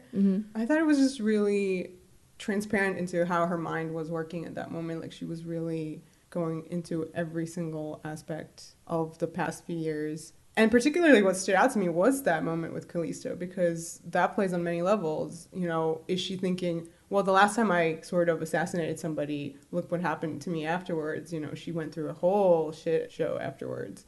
And the flashback does show her face, which is such a devastated expression. Yeah. But also, I mean, Callisto was somebody that Xena made. And as a young child. Yeah, and in the next episode, it's what Ming T'ien says that Xena did, which is she made me. Yeah, and it's a great example of, like, the episode isn't really holding your hand. I think that's why it doesn't bother you, is that it's not trying to get across one particular message, Katie. It's just this mix of feelings. And I think having that mix is really important. Yeah, and it's not trying to, like, shove anything down your throat. It's saying, here's all the various things Xena's been through. Like, what do you think? And finally, it's just another example of, like, she's really weighing this. It's not an easy choice for her, you know? And also, that's how much she owes whoever, like, that she is willing to do this. Throw away so much, so many things. So she chooses to do it, and she goes into that room. There's a bed, and obviously her target, Ming T'ien, is under there because we see somebody moving around, like rolling sleeping around. Yeah. I mean, this, I don't know anybody who sleeps like this. And Xena's about to stab. What does she have? A dagger? Yeah. It's a good thing they make those whoosh noises, because then someone could hear it. Yeah. What if she just stabbed her and you couldn't hear it, like, silently, like... I mean, I assume that Gabrielle heard her feet. But no, Gabrielle's under there being like, wait for the whoosh, wait for the whoosh. This episode reveals that those whooshes are a noise that Xena makes. Listen, it's writhing around there because it sucks to be under a bunch of blankets for, like, I don't know how long she's been waiting. Yeah, how long has she been waiting for this moment? She's like, it's hot. Excuse me, Ming T'ien, I'm going to be in this bed, okay? I'm just going to put these covers over me. I'm just going to wait 3 hours for her to show up. I think it was a point of contention that Gabrielle beat Xena there. Yeah. And how did she? It's answered later. Gabrielle just says, I'm sorry, Xena, I couldn't let you do this. And Xena's really shocked and this like is upset fucked up. And confused. I mean, it's crazy.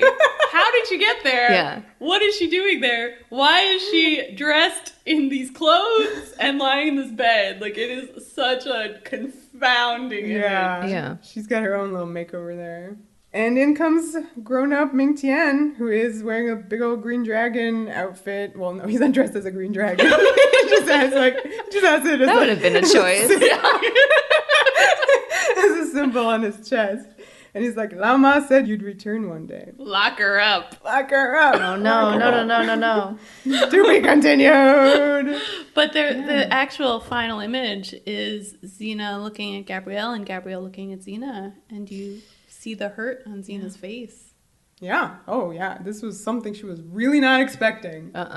Ming T'ien also does this really gross thing where he touches her muddy cheekbone. Oh, yeah. And then kind of, like, looks at the mud on his fingers, like, brings it really close up to his face. And, like, that's sexual attraction, guys. He's, like, disgusted by her, but wants her. That's definitely what's going on there. On that weird note, let's go on to part 2. All right, 307, The Debt Part 2. Written by R.J. Stewart, and it's the same team that did the story, R.J. and Rob, and directed by Oli Sesson. So yeah, these were produced together. They, I think at one point, were actually intended to be a TV movie. So yeah, unlike the previous two-parter that we discussed, The Deliverer and Gabrielle's Hope, where it's 2 different directors, kind of 2 different locations, like those episodes feel very different. These, like, it really does just feel like an extension of the same story. Yeah, and picks right up. We have Ming T'ien being grateful to Gabrielle for saving his life. The first image is of the dragon, like zooms out, and then you get a load of Ming T'ien's throne room, which is just dragons everywhere, a dragon. This dude and dragons, man. Took it to his head, yeah. It's like the little girls whose bedrooms are all unicorns. He's the great unicorn. Gabrielle is pleading to see Xena, and he's like, well, you can't do that. He's not letting her see Xena. This is important because we're finally getting Gabrielle's perspective on things. She was pretty mystifying there in her final scene in the Dead Part 1. She was just there and you're like, what are you doing there? What are your motivations? Like, what are you trying to achieve? You just got Xena thrown in prison. Here we have her actually upset about that, and Right. we see that she actually thought that she had bargained for Xena to be freed and that they could both just get out of that situation without Xena having to kill Ming T'ien or Ming T'ien killing Xena. There's a lot of conversations between Ming T'ien and Gabrielle where she's like, well, I can totally vouch that she's not going to try to kill you again. And he's like, yes, she will. And she's like, no, I'll make her promise. It's totally fine. She'll never come back. And he's like, no.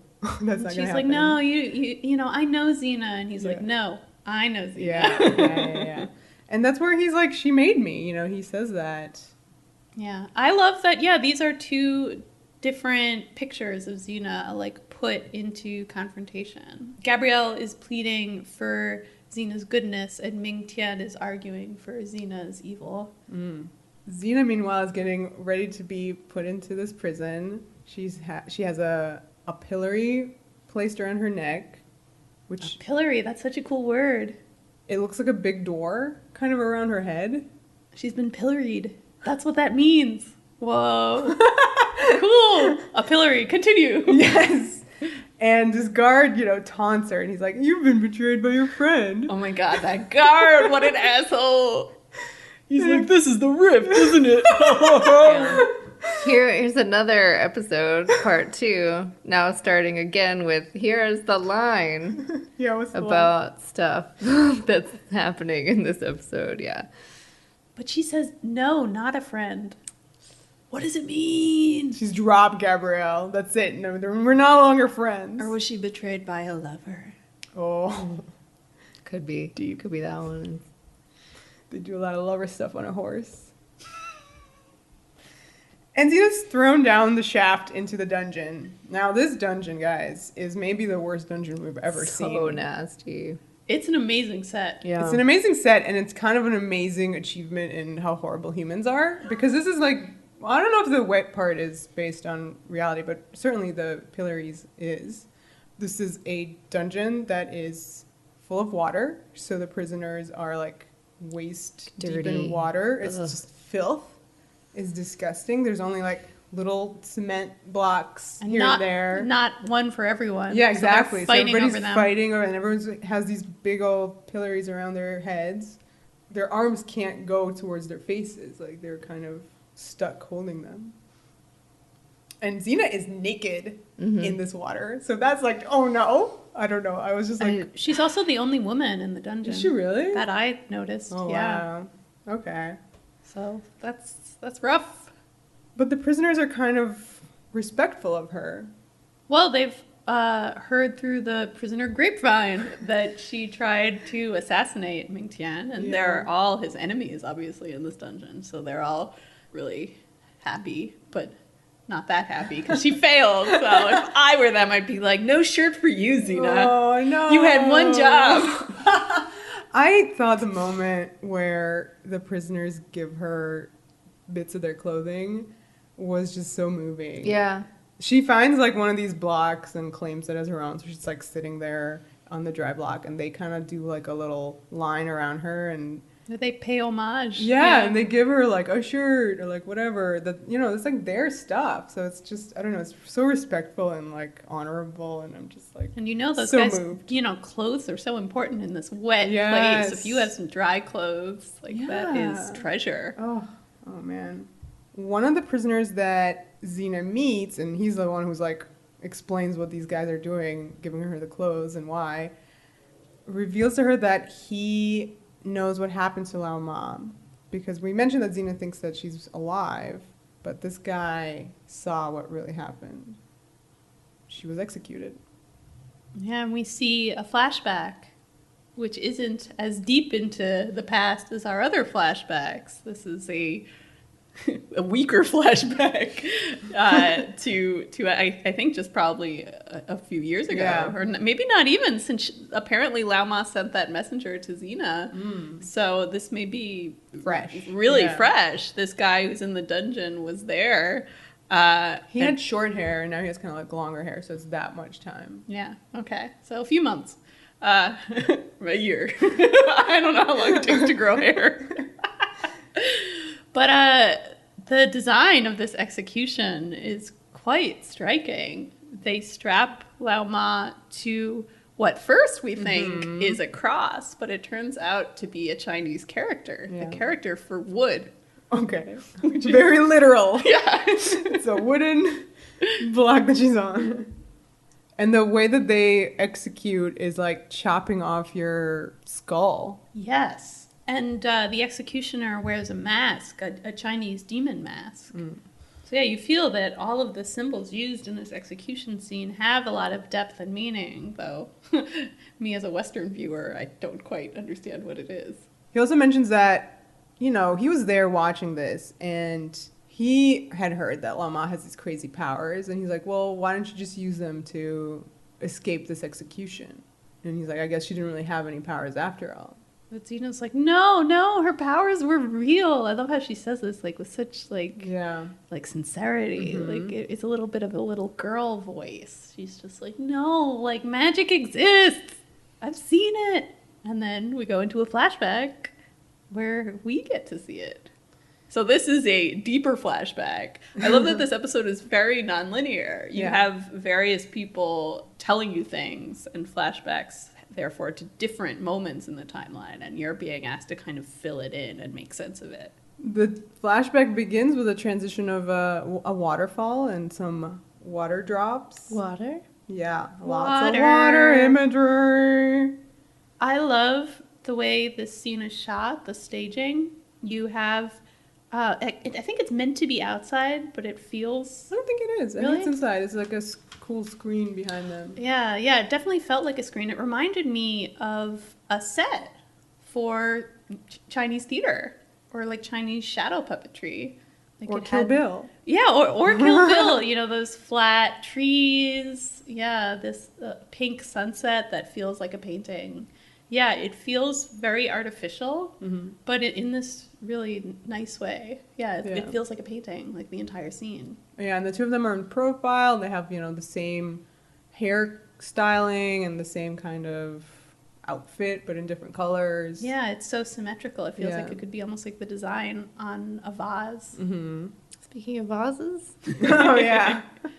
Lao Ma can use her airbending to explode the vase. And Xena sees that and is immediately like, teach me to do that, which, you know, was just what her reaction when she saw Malila doing the pinch. Like, here is a skill that she needs to do stat.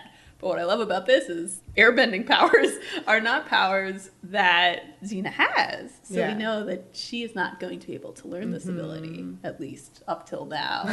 Right. This is also where Lao Ma explains the power of the hairpin. I love that she takes it out of Xena's hair and says this is a beautiful thing, that the hairpin is presented to us as this, you know, a piece of woman's clothing, like its aesthetic properties are what's important, but we know that it's not just a beautiful object, it is a deadly object. So that feels very correct for Lao Ma, who is this beautiful object to all the men in her life, but actually has a function, and a powerful function.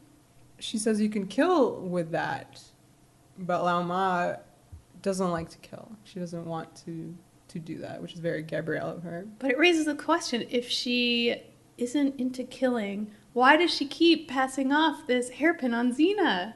She's like, you love killing, here, have this pin. I don't like killing. And you know, like, killing's probably bad for your soul, but here. There's also a point that it's such a small object, but it can be so deadly. And it can be used in so many ways. Yeah, exactly. Which is important. It's an object where, yeah, even if she were to use it in violence, that violence wouldn't necessarily be fatal. I think that's how Lao Ma prefers to use it. She's, in a way, trying to instruct Xena about strategy. Like, violence doesn't have to be this just, like, chaotic, just, like, lashing out in pain and rage. Yeah. Violence can be premeditated, and it can be used for a purpose. So she's trying to curb Xena's violent outburst tendencies. She has a lot of, like, this entire conversation, I would say, is almost like a philosophy course. Yeah. It's a lot of wisdom dispensed in a row. Yes, it is. A lot of it is from Taoism, which makes sense because we're about to find out that Lao Ma wrote the Tao Te Ching. Yes. But some of it is actually from Schopenhauer, who is a German philosopher that R.J. Stewart is obsessed with. Okay. And is always getting quoted in various ways in Xena. But, like, here it is straight up, like, he just copies Schopenhauer into the dialogue. Nice.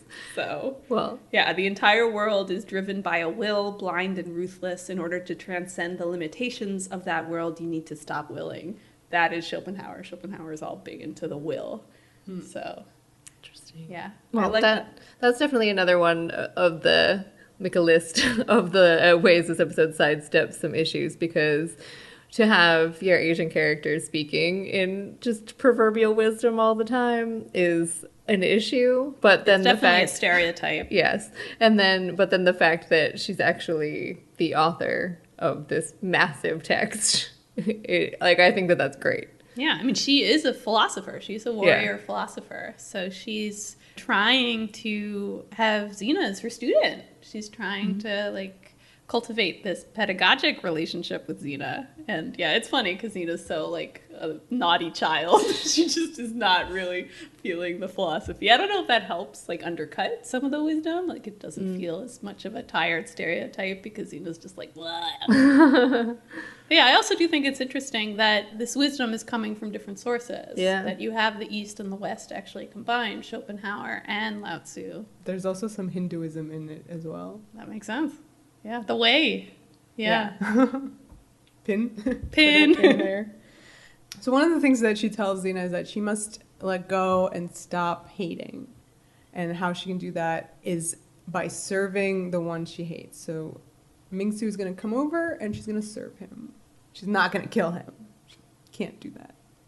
I'm kind of on Xena's side on this one. This seems like a weird, pointless exercise. I'm not sure it really teaches her anything. Yeah, I kind of agree. I wasn't sure about this one either. Some of Lao Ma's actions, you're like, okay, but, like, why? I think it's just supposed to be that you're supposed to, love your enemy. It's, wash someone's feet. Yeah, exactly. And then you're not supposed to immediately jump and stab them. Like, but to a certain extent, I feel like it's Lao Ma being like, you're going to serve me crackers, okay? I'm having a party.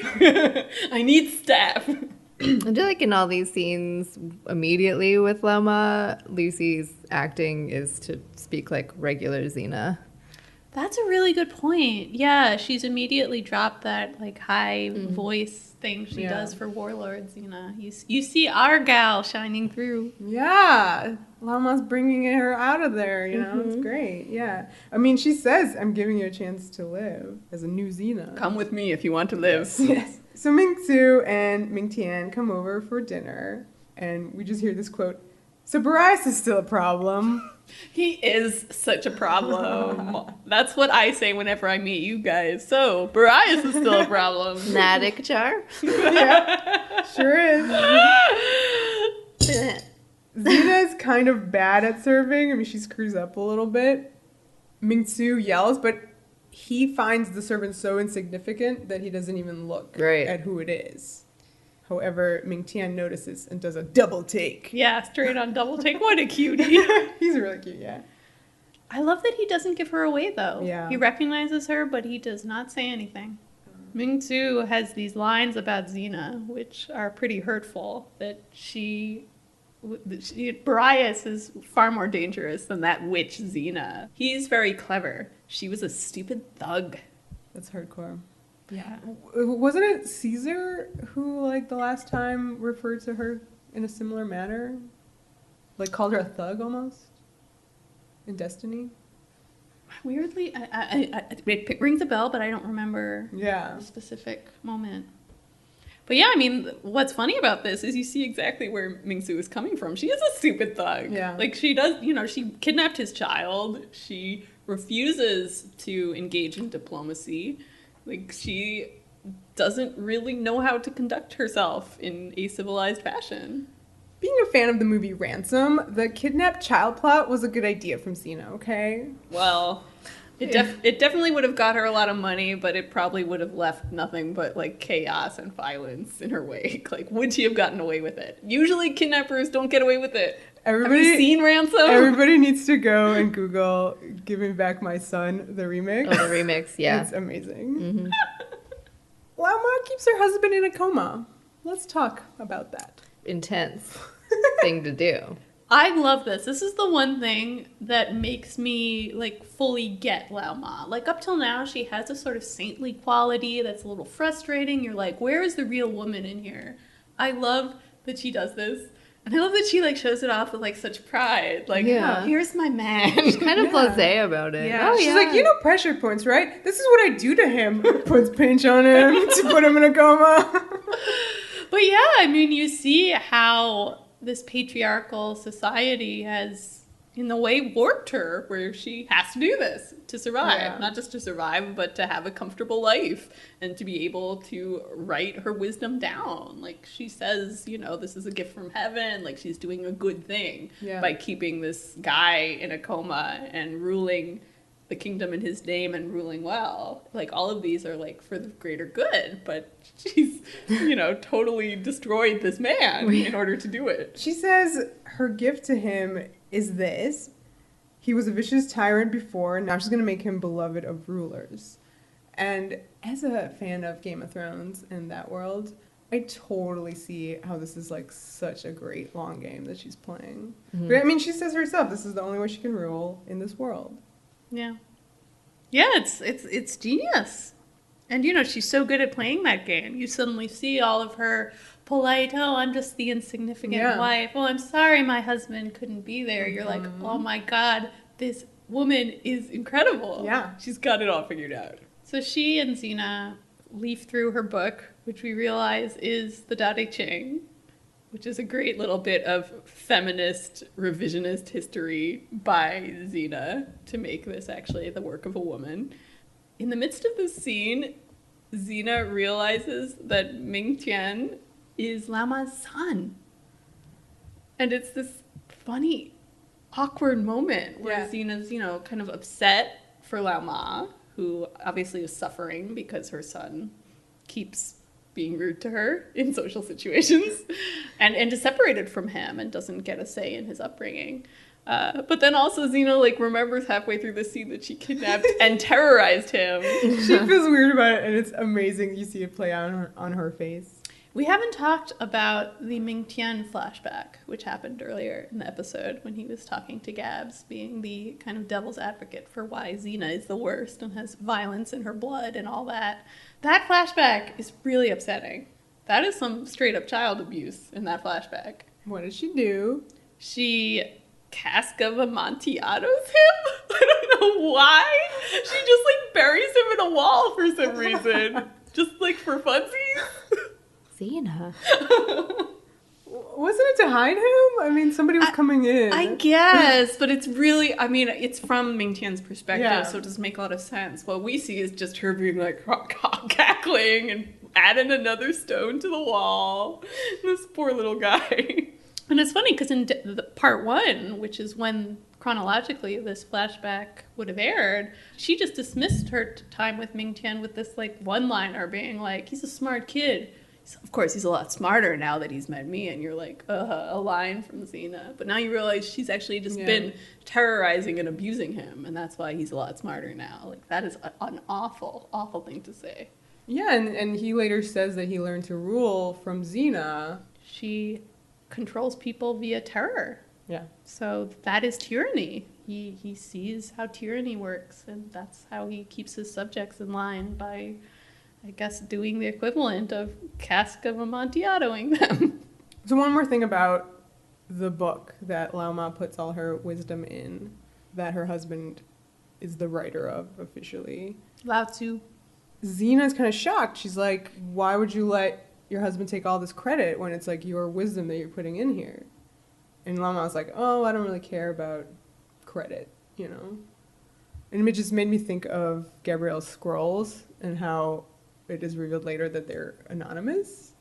Yeah, and just we've talked about a lot about this meta-textual layer of Xena, where Xena might be a real mythological figure who's been forgotten by male-authored history. So here's an example of a text that actually is female-authored, but that has been reclaimed by men. Back to the present. This is a pretty great moment between Xena and Gabrielle. We hear the audio of Gabrielle screaming, "Say it!" And we cut to Xena in the pillory, and she's not saying it, so Gabrielle slaps her. Rough. Abuse! It's intense. Yeah. She's trying to get her to say that she promises that she will never attempt to kill Ming T'ien again, Right. so that she could be banished. And they would leave. Yeah, they would leave. I mean, Gabrielle is at the end of her rope right here. You can see how frustrated she is because I think from her perspective, this is something very easy that Xena could do, and they would just leave. But instead, Xena would rather die. Yeah.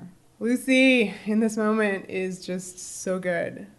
It's amazing. And in part because she has so little to work with in that pillory. It's just framing her face. It's nothing but her face. And of course, she can't manifest too much emotion because the whole point of the scene is that she's refusing to do that. She's not saying anything. She's not doing anything. And the fact that the emotion leaks through so powerfully, I think, is a testament to Lucy's powers as an actor. Leaks through her eyeballs in those 2 tears. It leaks through her eyeballs. Oh my god. Oh, so good. So after this pretty traumatizing scene in which Xena is incurring a lot of emotional pain, we transition to a scene where her physical pain is lifted. Yeah, now as much as I love seeing crippled Xena and how she navigates the world, it was pretty great seeing Xena get her legs healed and how she reacts to that. I love just how swoony and dreamlike it is. You know, those slow dissolves of her close-ups with her eyes closed, and she looks so serene, and her makeup is so pretty. It's a look of peace that we so rarely see on Xena. Of course, she's really dubious, like what is happening, you know, and then Lao Ma heals her legs. She removes Caesar's mark. Ooh. Xena's totally over him now.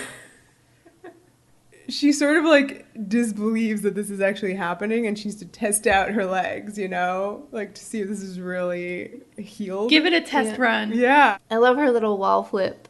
Yeah, she follows it up with this like just like big happy smile. It's like when your dog does something good and then turns to look at you to see if you've seen it, and you're like, yeah, I saw it.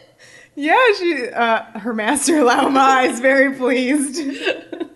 Yeah, she's like giddy. Yeah. So cute. And it's just so great to see her doing her Malila flips again. She's our Xena now. For this glorious moment, we recognize this person. Lao Ma wraps her in this fabric via... Spins. Yeah.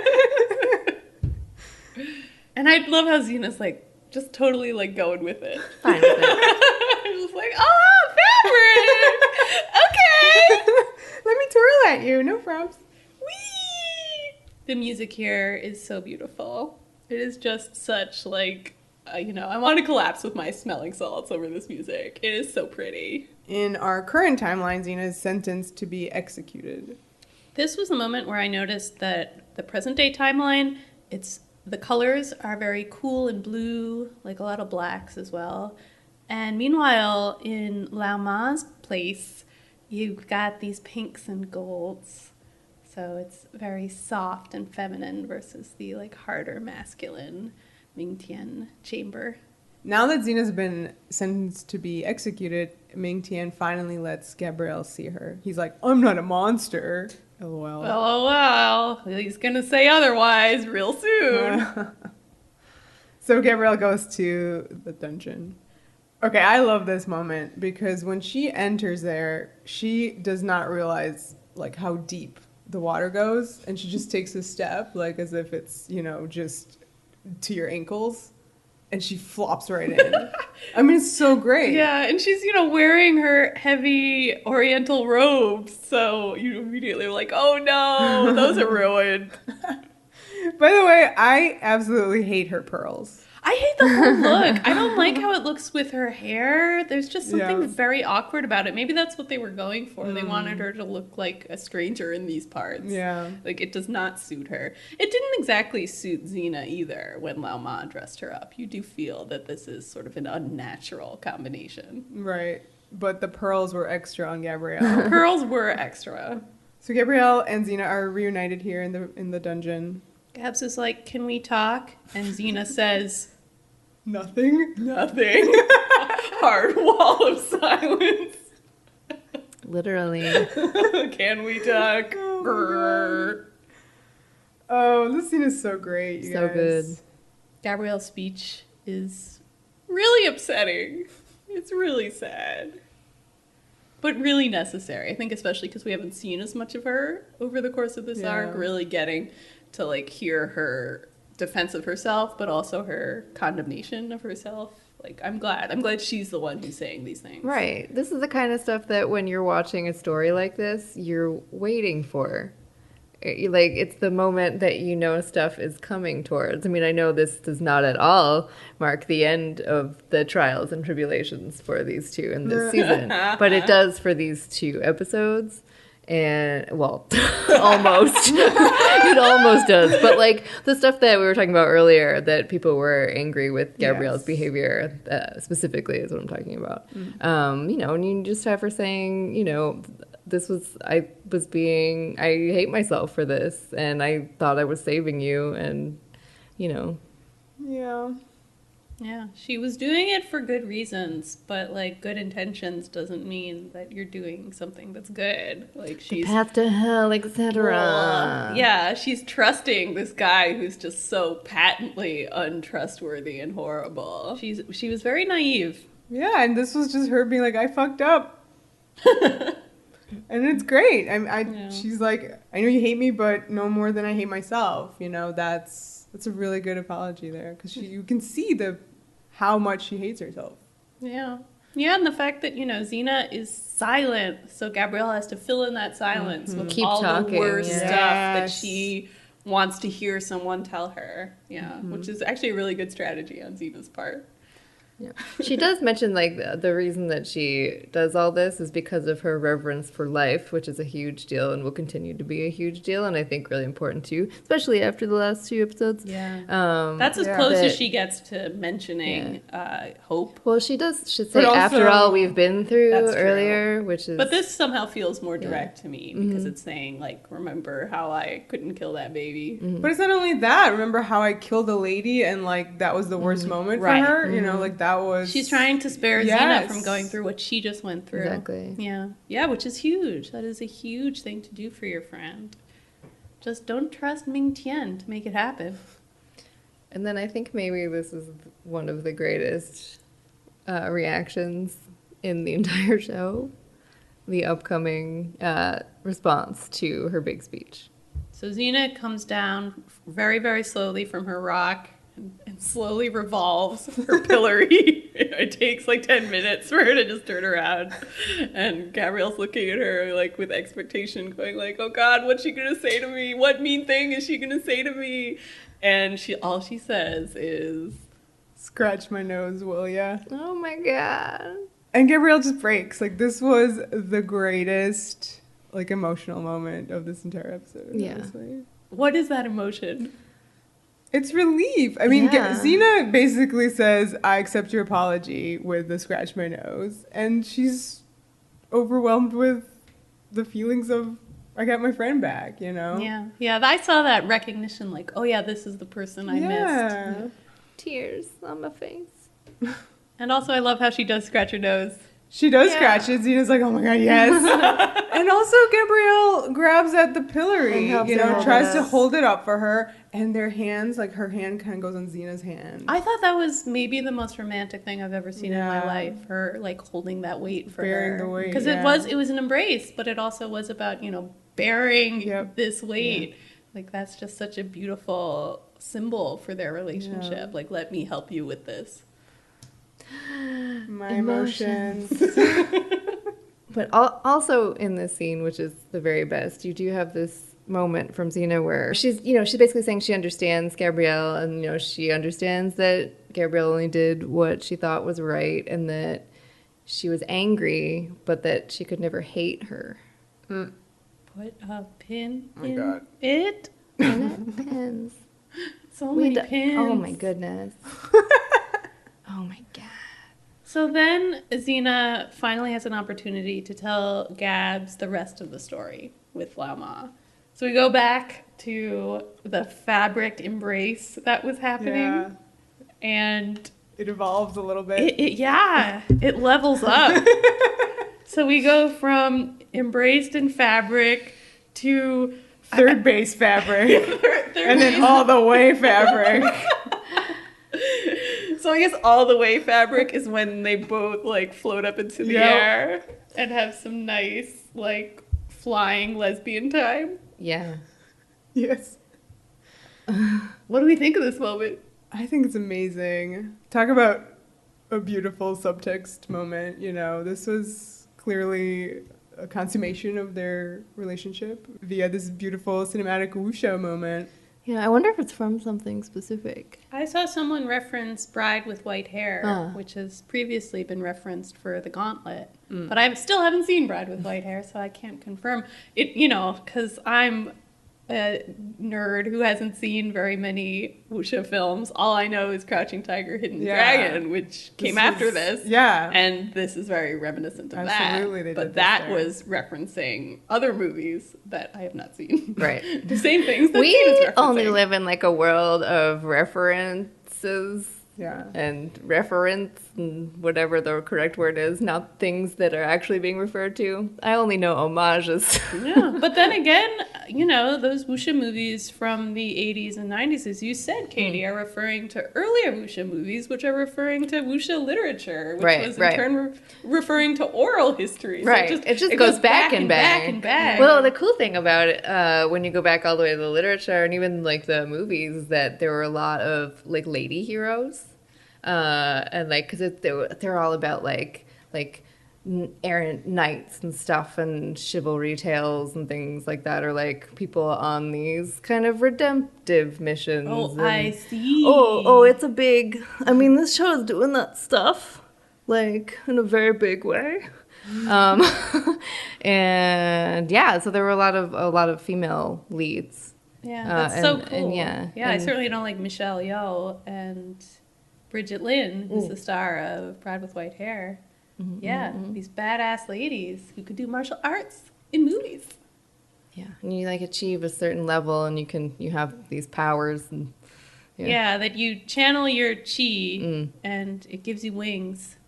Yeah, but I like that, in terms of the Xena episode, you feel that you've had these ladies who are very, like, enclosed in all these rooms, serving tea, like, dealing with all these men who surround them, and suddenly you just have this moment where they almost, like, transcend all that. They transcend the world of the will, as Schopenhauer might say, and just, like, fly around together. And I just love that as a symbol of a transgressive love.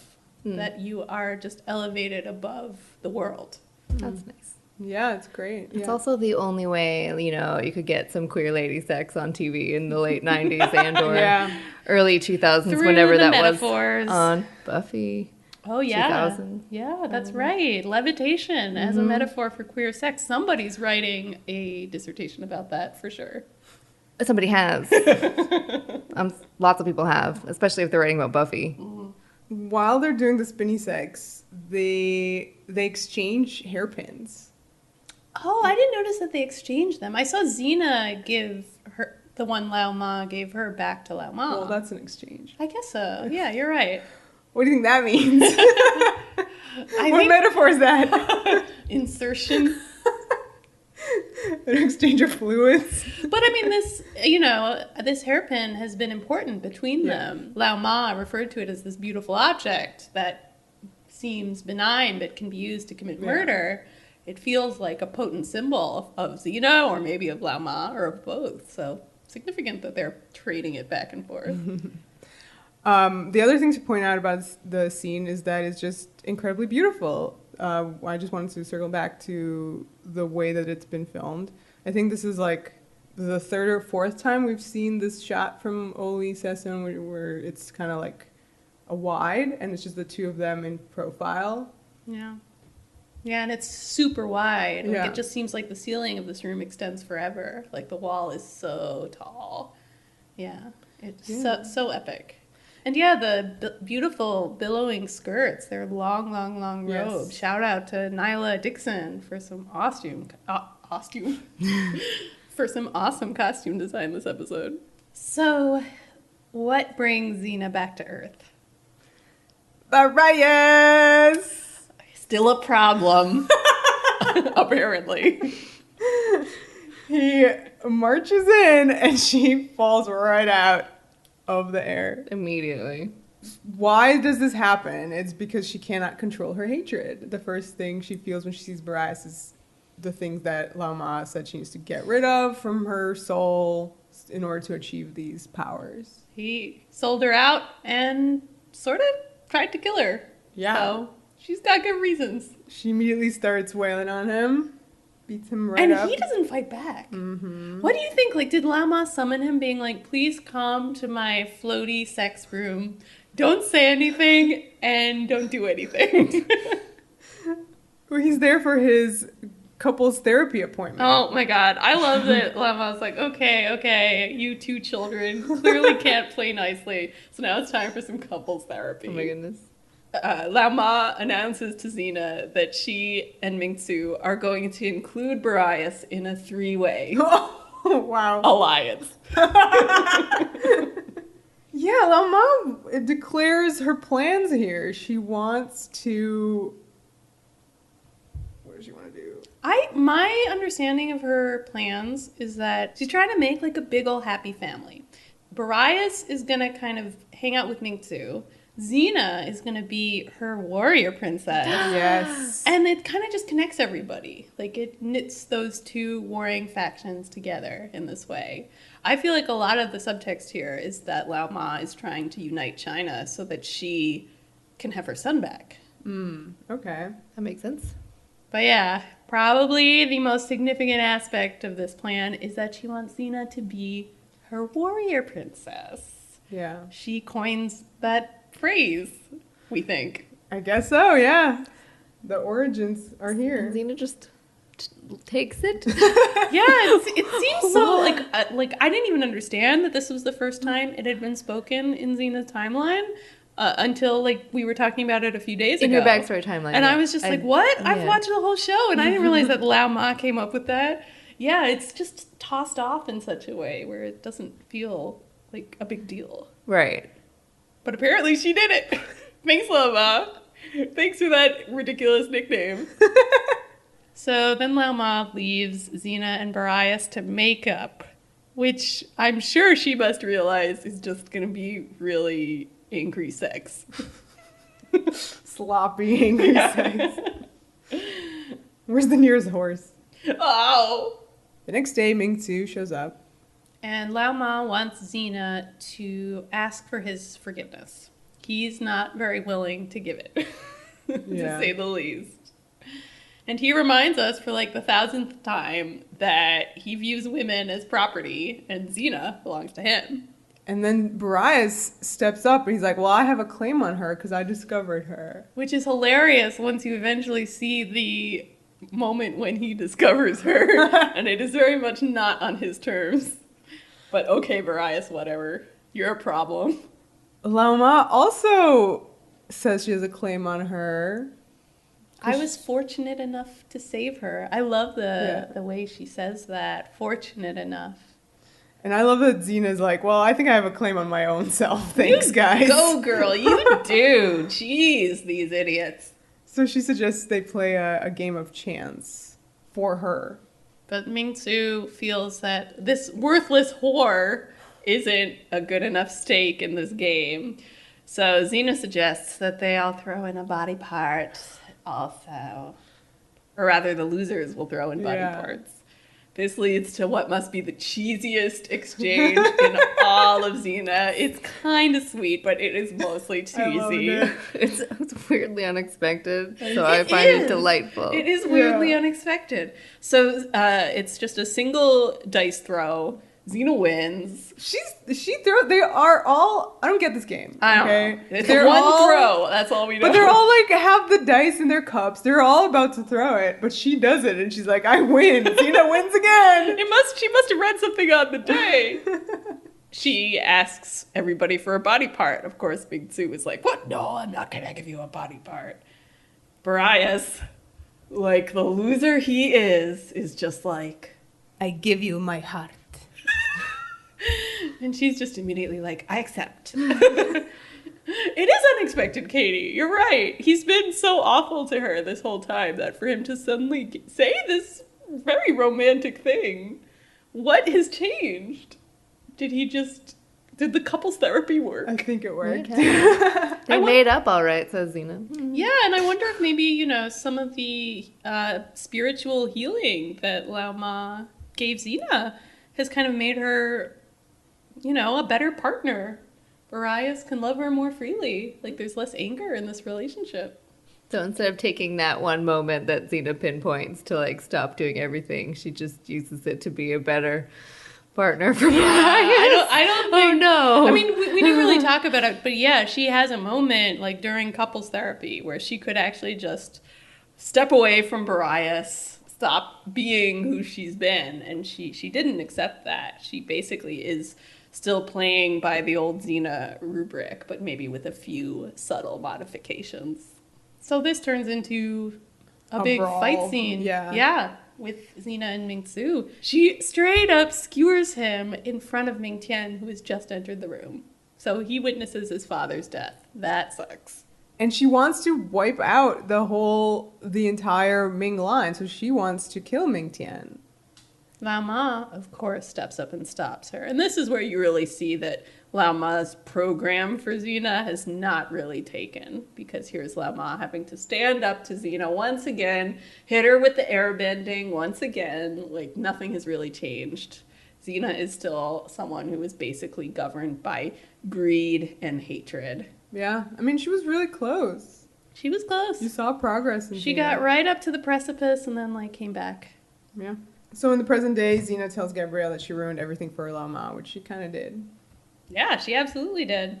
She took all of those life lessons and didn't learn them. And ruined her chances of, having this amazing kingdom with her as her, warrior princess. And yeah, the big happy family was not to be. So then Xena does a strange thing, which is she retcons the pilot. Retcons sins of the past in a way that might not work for you guys. It doesn't work for me, really, honestly. She says that she was about to give up on living. Then Lao Ma and her lessons came to her mind and saved her. She was reborn. And that was the debt. That's the debt she owes her. Yeah, no way. That is not exactly what we saw in the pilot. No way, RJ. She was about to give up on everything and saw Gabrielle stand up to that henchman of Draco's. That's right. That's the show we watched. So now we are being asked to believe that the combination of Gabrielle appearing in that moment and also the memory of Lao Ma and her teachings combined and made Xena go, okay. No. She refused. Hard no. Hard stop. Maybe she's talking about a week or two before when she decided to start going home. Okay. Even though that was with the intention, perhaps, of self-destruction. Yeah. I can see that on the journey, let's say, to Amphipolis, she was going over 10 years of her life. It takes a while. It's between Hercules and me and Gabrielle. Okay. She was thinking about this stuff. All right. I can buy that. Then decided to do the burying stuff to continue on to Amphipolis. I don't know.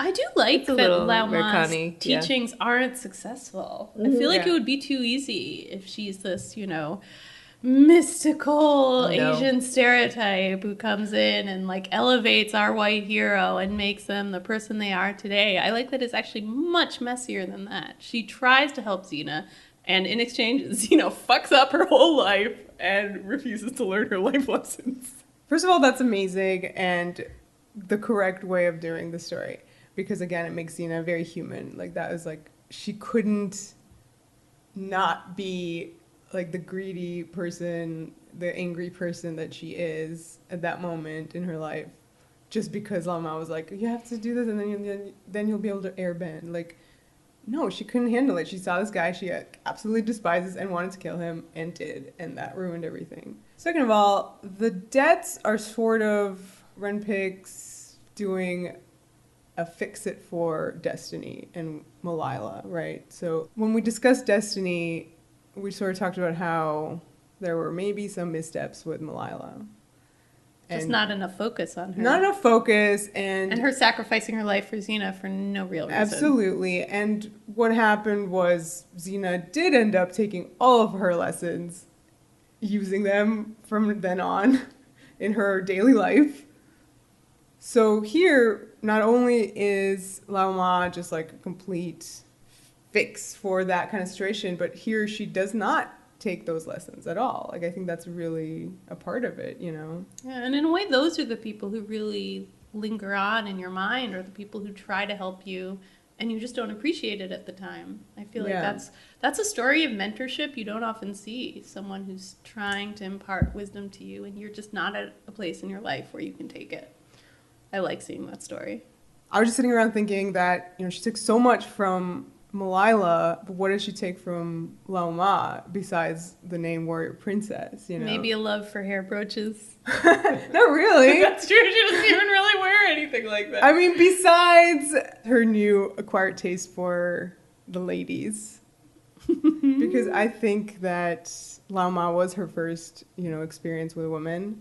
I don't think that we saw anything happen between her and Malila on screen, so hence they were just like two people drawn together, intrigued by each other and whatnot. Like, nothing happened. But I do think that with our air sex scene, like, that is the equivalent of this was for sure a relationship.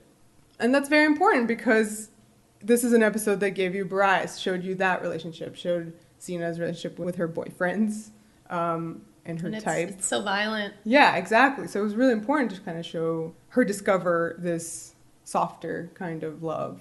Yeah. A healing form of love. Exactly. Okay, so Xena's about to be executed. It's shot the exact same way as that flashback of Lao Ma's execution. She's strapped to that same Chinese symbol for wood. I actually have a quote from Wush about that wooden symbol. There's a great feature on Wush where one of the commentators applies the Tao Te Ching to the 2 episodes of the Dead. And they wrote up this great piece about that Chinese character, that it's half of this Taoist saying that basically is translated as an uncarved block.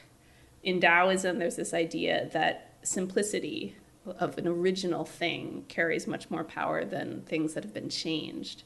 So how does this apply to Xena? Xena herself is a piece of wood that has been carved. She's been changed from that village girl to the half-mad warrior, to a warlord, and finally to the woman who has been trying to atone for her past. It seems significant to me that she has always been shaped by outside forces, not by herself. Cortez, Caesar, perhaps Lao Ma, Hercules, and Gabrielle have all left their stamp on her. When will Xena return to her own uncarved simplicity? When will she find her own center, her own power? When will she clear her mind of desire so she can hear the natural rhythm of things? I thought that was a really cool take on Xena as a character. Me and Vera looking at each other. We know when. Like, my hairs on my arms are standing up straight. Oh, no. Cool. Yeah, put a pin in it. Big pin.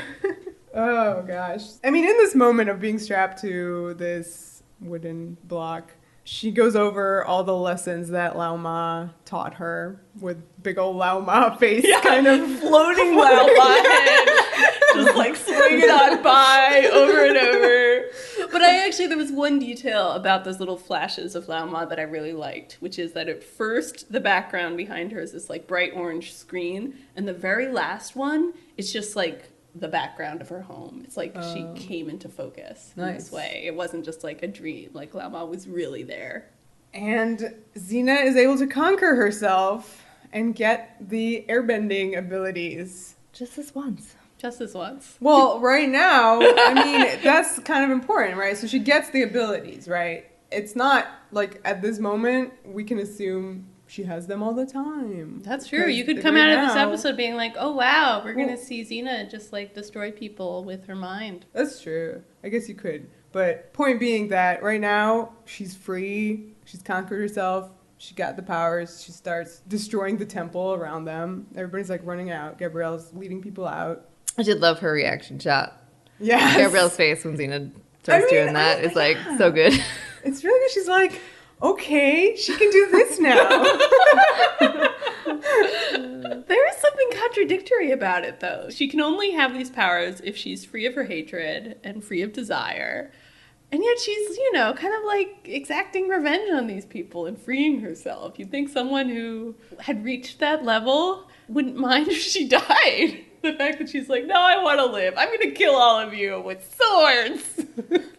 Does she really stab everybody with No, but she definitely stabs the executioner with his own weapons. Wow. I mean, these guys are bad and definitely need to have their house brought down around their ears. But it's still like a slight mishmash in terms of what the actual like message is here. No, it's true. But at the same time, when you are talking about these like vengeance stories, which this kind of is, and in the tradition that we've been talking about, it's actually, I think, one thread of it is a very big part where you have these missions that are ultimately going to end in a particular way. So her not caring right now would be a part of that and still be heroic. Yeah. And I guess so. The only way to achieve your goal, the only way to achieve your vengeance mission in a way that kind of clears your soul is to approach it without desire, without anger. Yeah, you're right. It is possible to take vengeance without anger. That is what Xena's doing in this moment. So it's just her and Ming T'ien left in this crumbling temple, and they have a scene together. Gabrielle at first seems kind of nervous. She's like getting out through a hole in the rubble, and it's like, Xena, no, where are you going? And Xena's like, it's okay. As far as I'm concerned, this is all over. Which is so not a good answer for Gabs. She takes it though. She's like, okay, bye. She trusts Xena. Well, they just made up. This isn't the time to do like, are you lying? Gabrielle takes her at her word and leaves like a good friend, or maybe like a bad one. So Ming T'ien tells Xena that he's the one who killed Lao Ma, and Xena's reaction. Oh my God, Lucy Lawless here just slays me. Her entire throat is constricted. She like rasps out this line, Lao Ma was your mother. Oh, it really gets me. It's just so much emotion packed into those few words. And he's still the worst little punk. And he's like, I know. Oh, he knew the whole time. All right, listen. This is a point of contention between this group where... And I think that the episode wants you to, now you're like, oh, the Depp part 1, he knew that she was his mother his entire life. Like, that's crazy. We have to re-look at that entire episode. He's been dead the whole time. But I feel like here you could interpret it that, he found out at some point, maybe a few years earlier, whatever, maybe a week beforehand, that she was his mother, and he knew what he means by I knew the whole time was when he was executing her. I don't get you. Because it continues to say that the only reason she wouldn't use her powers is if it's against her own son. So that's why he did it specifically, so she wouldn't be able to escape. Like, that's why she didn't escape, not because she didn't have the powers, because she didn't want to hurt her baby boy. Vera, why are you so against the idea that little Ming T'ien, who we've been watching the entire time, knew that his mother was Lao Ma? Why are you against that? I'm against it because I watched that entire first episode And I was just amazed at what this episode was doing, which is showing you how the patriarchy corrupts within itself. This is a group of men brutalizing and just being horrible to women all around them. This entire society, as Ming T'ien was like teaching him how to rule, right? And you have these very specific shots of this little boy who doesn't speak at all in this entire episode. So all he does is absorb. And you just have these shots of him absorbing these images of guys being mean to every woman around there, including Xena. Like, so much violence against Xena in front of this kid's face. And I think it just kind of like diminishes the fact that, you know, like he's mean to Lao Ma, not because she's his mom and he hates her. Hate you, mom. No, not because of that. Because that's what society tells him. She's just this woman that's like unworthy of his attention, you know? Well, what I would say to you, Vera, is why not both? It just seems to me that, this hardcore patriarchal society that has all this, you know, sublimated violence against women and sometimes not sublimated violence is what separated Lao Ma from her child.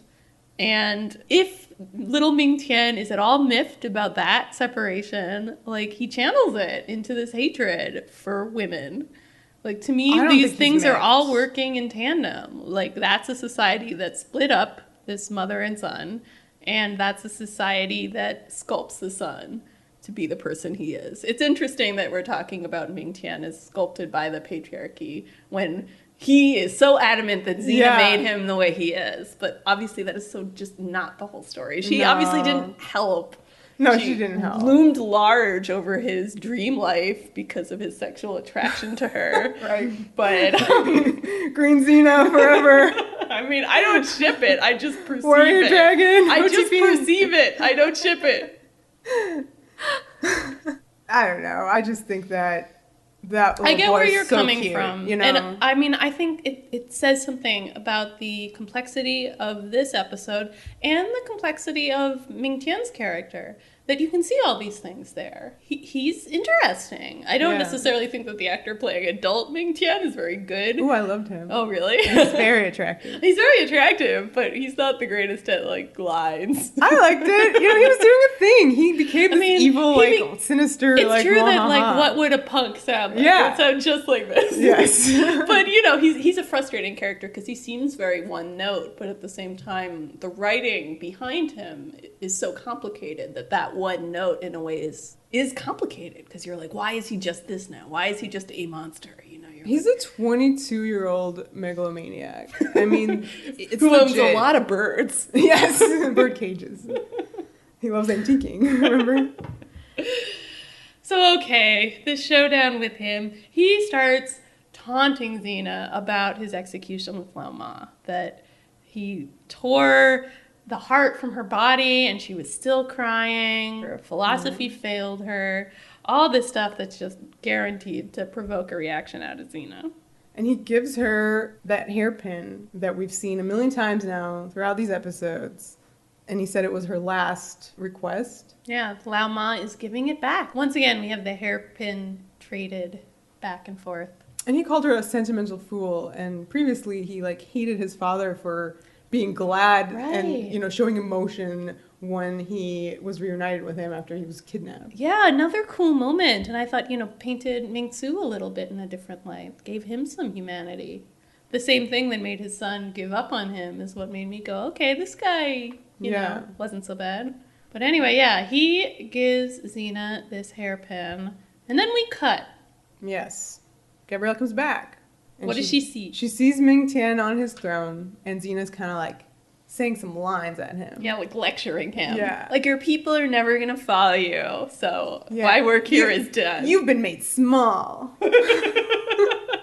So Gabrielle's like, you know, oh, yay, she didn't kill him. And Xena takes the Dao De Ching, and she's like, we're going to keep this safe. And there's so much room. Yeah. Giant book, millions of scrolls. That's true. Where does all this live? Do they have like a storage facility somewhere? Gabrielle says to Xena in this very approving way, like, you're not killing him, made you exactly what Lao Ma wanted you to be. So she thinks, lesson learned. Xena's finally that better person. All is well. this episode has a satisfying conclusion of Xena learning and growing. And the moment that Gabrielle expresses, how proud she is of Xena not killing him is also the moment she says, "I love you, Xena." Which is returned. Oof. Yeah. For the first time. Well, is this the first time she says, "I love you," though? It's the first time they say, "I love you," and "I love you too." Yeah. Like, as a mutual exchange of "I love yous." Mm-hmm. It has been said before by, like, one in different ways. I think in The Quest, for sure, Gabrielle, in a googly speech, voiceover, at some point in there. I don't know. I would have to go reference some kind of list. But I feel like this is the first time it was an exchange. Oh, that makes me all the more sad that I hope I'm not wrong. Xena's response is coming from a place of guilt. Yes. Oh, my God. Of hardcore guilt. You can see it on her face. She's like, "Oh, I love you too." Oh, Lucy strikes again with her acting. Oh, it's so rough. good. I mean, it's still a beautiful moment, and I think this is the particular magic of the Rift plotline: is you get these romantic moments like these, and then are undercut by hard reality, and it's so hard. It's so sad. My favorite "I love you" is still still to come. Oh my God. I know it is your favorite. You are a weirdo. Ooh, that's a good one. Yeah. So they leave, and the camera goes and shows us Ming T'ien face in extreme close-up. Yeah, the camera kind of rotates around to his head. So finally you're seeing him from the opposite angle that Gabs couldn't see. There is the hairpin sticking out of the man's temple. She killed him. She killed him and lied about it. And Gabrielle didn't care that he was just sitting there really weird. It's like in his completely ruined throne room. Yeah. That's not a place you're going to just sit there hanging out. She was just shocked. To be fair, she does just look at Xena the whole time for the most part. That's a good defense. It's kind of true. That would hold up in court. I didn't see the body. I was looking at Xena. So there. I love that we, the audience, now realize that she totally had these abilities. She would have used them every day, but she just couldn't let this go and killed him. And because of that, she lost them again. She lost them again. Once again, she was right at the precipice. She was even over the precipice. She had attained some kind of spiritual absolution, but she just couldn't maintain it. The world was too ugly a place. He said the wrong things to her. He said the wrong things to her, specifically about somebody she loves, and we know she cannot handle herself when it comes to people she loves. Yeah. Which is why we love her. I mean, that's the thing. Is Lao Ma's path for Xena the path she should take? No. I think Xena's loyalty and her devotion to her friends is such an important aspect of the character. It's hard to give that up. If that's part of desire and the will, that might be a good thing. So what did we think of these episodes? They are a lot. So much. Yes. I love them. They're amazing. Yeah, absolutely. Yeah. And I think in terms of Xena's major influences that we've talked about, this is the kind of pinnacle, I think, of them doing these types of stories. For me, anyway, just in terms of both episodes are really solid from start to finish. Yeah, there's really nothing janky in here at all. It's just, this is well produced, very serious, ambitious television. This is prestige TV. Yeah, for sure. And I really love Jacqueline Kim as Lao Ma. She's so wonderful. I feel like you almost don't appreciate it while you're watching the episode because you just accept her there. She just feels like such a natural part of that story. Then only after the fact do you think about the typical Xena guest star and go wow, she just was so natural and so perfect. Yeah. She was really amazing. If you want to hear some of her music, she has a band called This I Heard. Oh, cool. That's awesome. Yeah, there's some really good interviews with her. I suggest people Google about filming these episodes because she just comes across as really smart and awesome. Yeah. I think you should tell us, Katie, that best story about her at the read-through for the episode. Oh, well, about the accents? Yeah, I mean, basically went to the producers and said, I'm going to speak the way that I speak because it's demeaning to make me do a Chinese accent because you have your hero here and this is ancient Greece, right, that she's supposed to be in. But, Xena's not doing any kind of Greek accent or anything like that. And just saying, this will be demeaning to do. I thought that was awesome. Yeah. And so clearly that was the intention of the producers before she said that. So she stood up for herself and made her case. And I think it really pays off in the episode. It would not be what it is if she had done an accent. Oh. Yeah. No, it's maybe we can link to it or tweet it out or something. It's just a very good article, and especially illuminating about, casting Asian roles in 1998. What year is it now? 1997 still? 8-ish. I'm not sure exactly when these aired. Which, unfortunately does not seem to have improved at all. Yeah, and I do think that these episodes, despite the fact that there are, they're not perfect in all respects in terms of taking the show to China, but I think that when in the whole of the show, this is the best that they do in representing another culture and going to another culture. Yep. Yeah, I completely agree. These characters are just so three-dimensional. Yeah. Yeah, all of them. Yeah, it's crazy. Yeah, it's so vivid. Yeah, it's kind of amazing to me, actually, that they covered this much ground in 2 episodes. Like, it's really impressive storytelling. I guess that wraps it up. We're done. Wow. That was pretty epic. Yeah, these last 4 episodes have been a test of our abilities, I would say. Oh, they're so good, though. Yeah, I mean, they're amazing. I actually can't believe we now live in a world where we podcasted The Debt. That was definitely a benchmark for us. But so much more good stuff upcoming, too. Yeah. Oh, my goodness. Yeah. You ain't seen nothing yet. It's just early season 3. All right, let's wrap it up. Cool. You can follow us at all the things, guys. Yeah, come find us on our website, Xena Warrior Podcast. There are links to all of the places you can listen to us, including Apple Podcasts. If you are enjoying us, please, subscribe over there.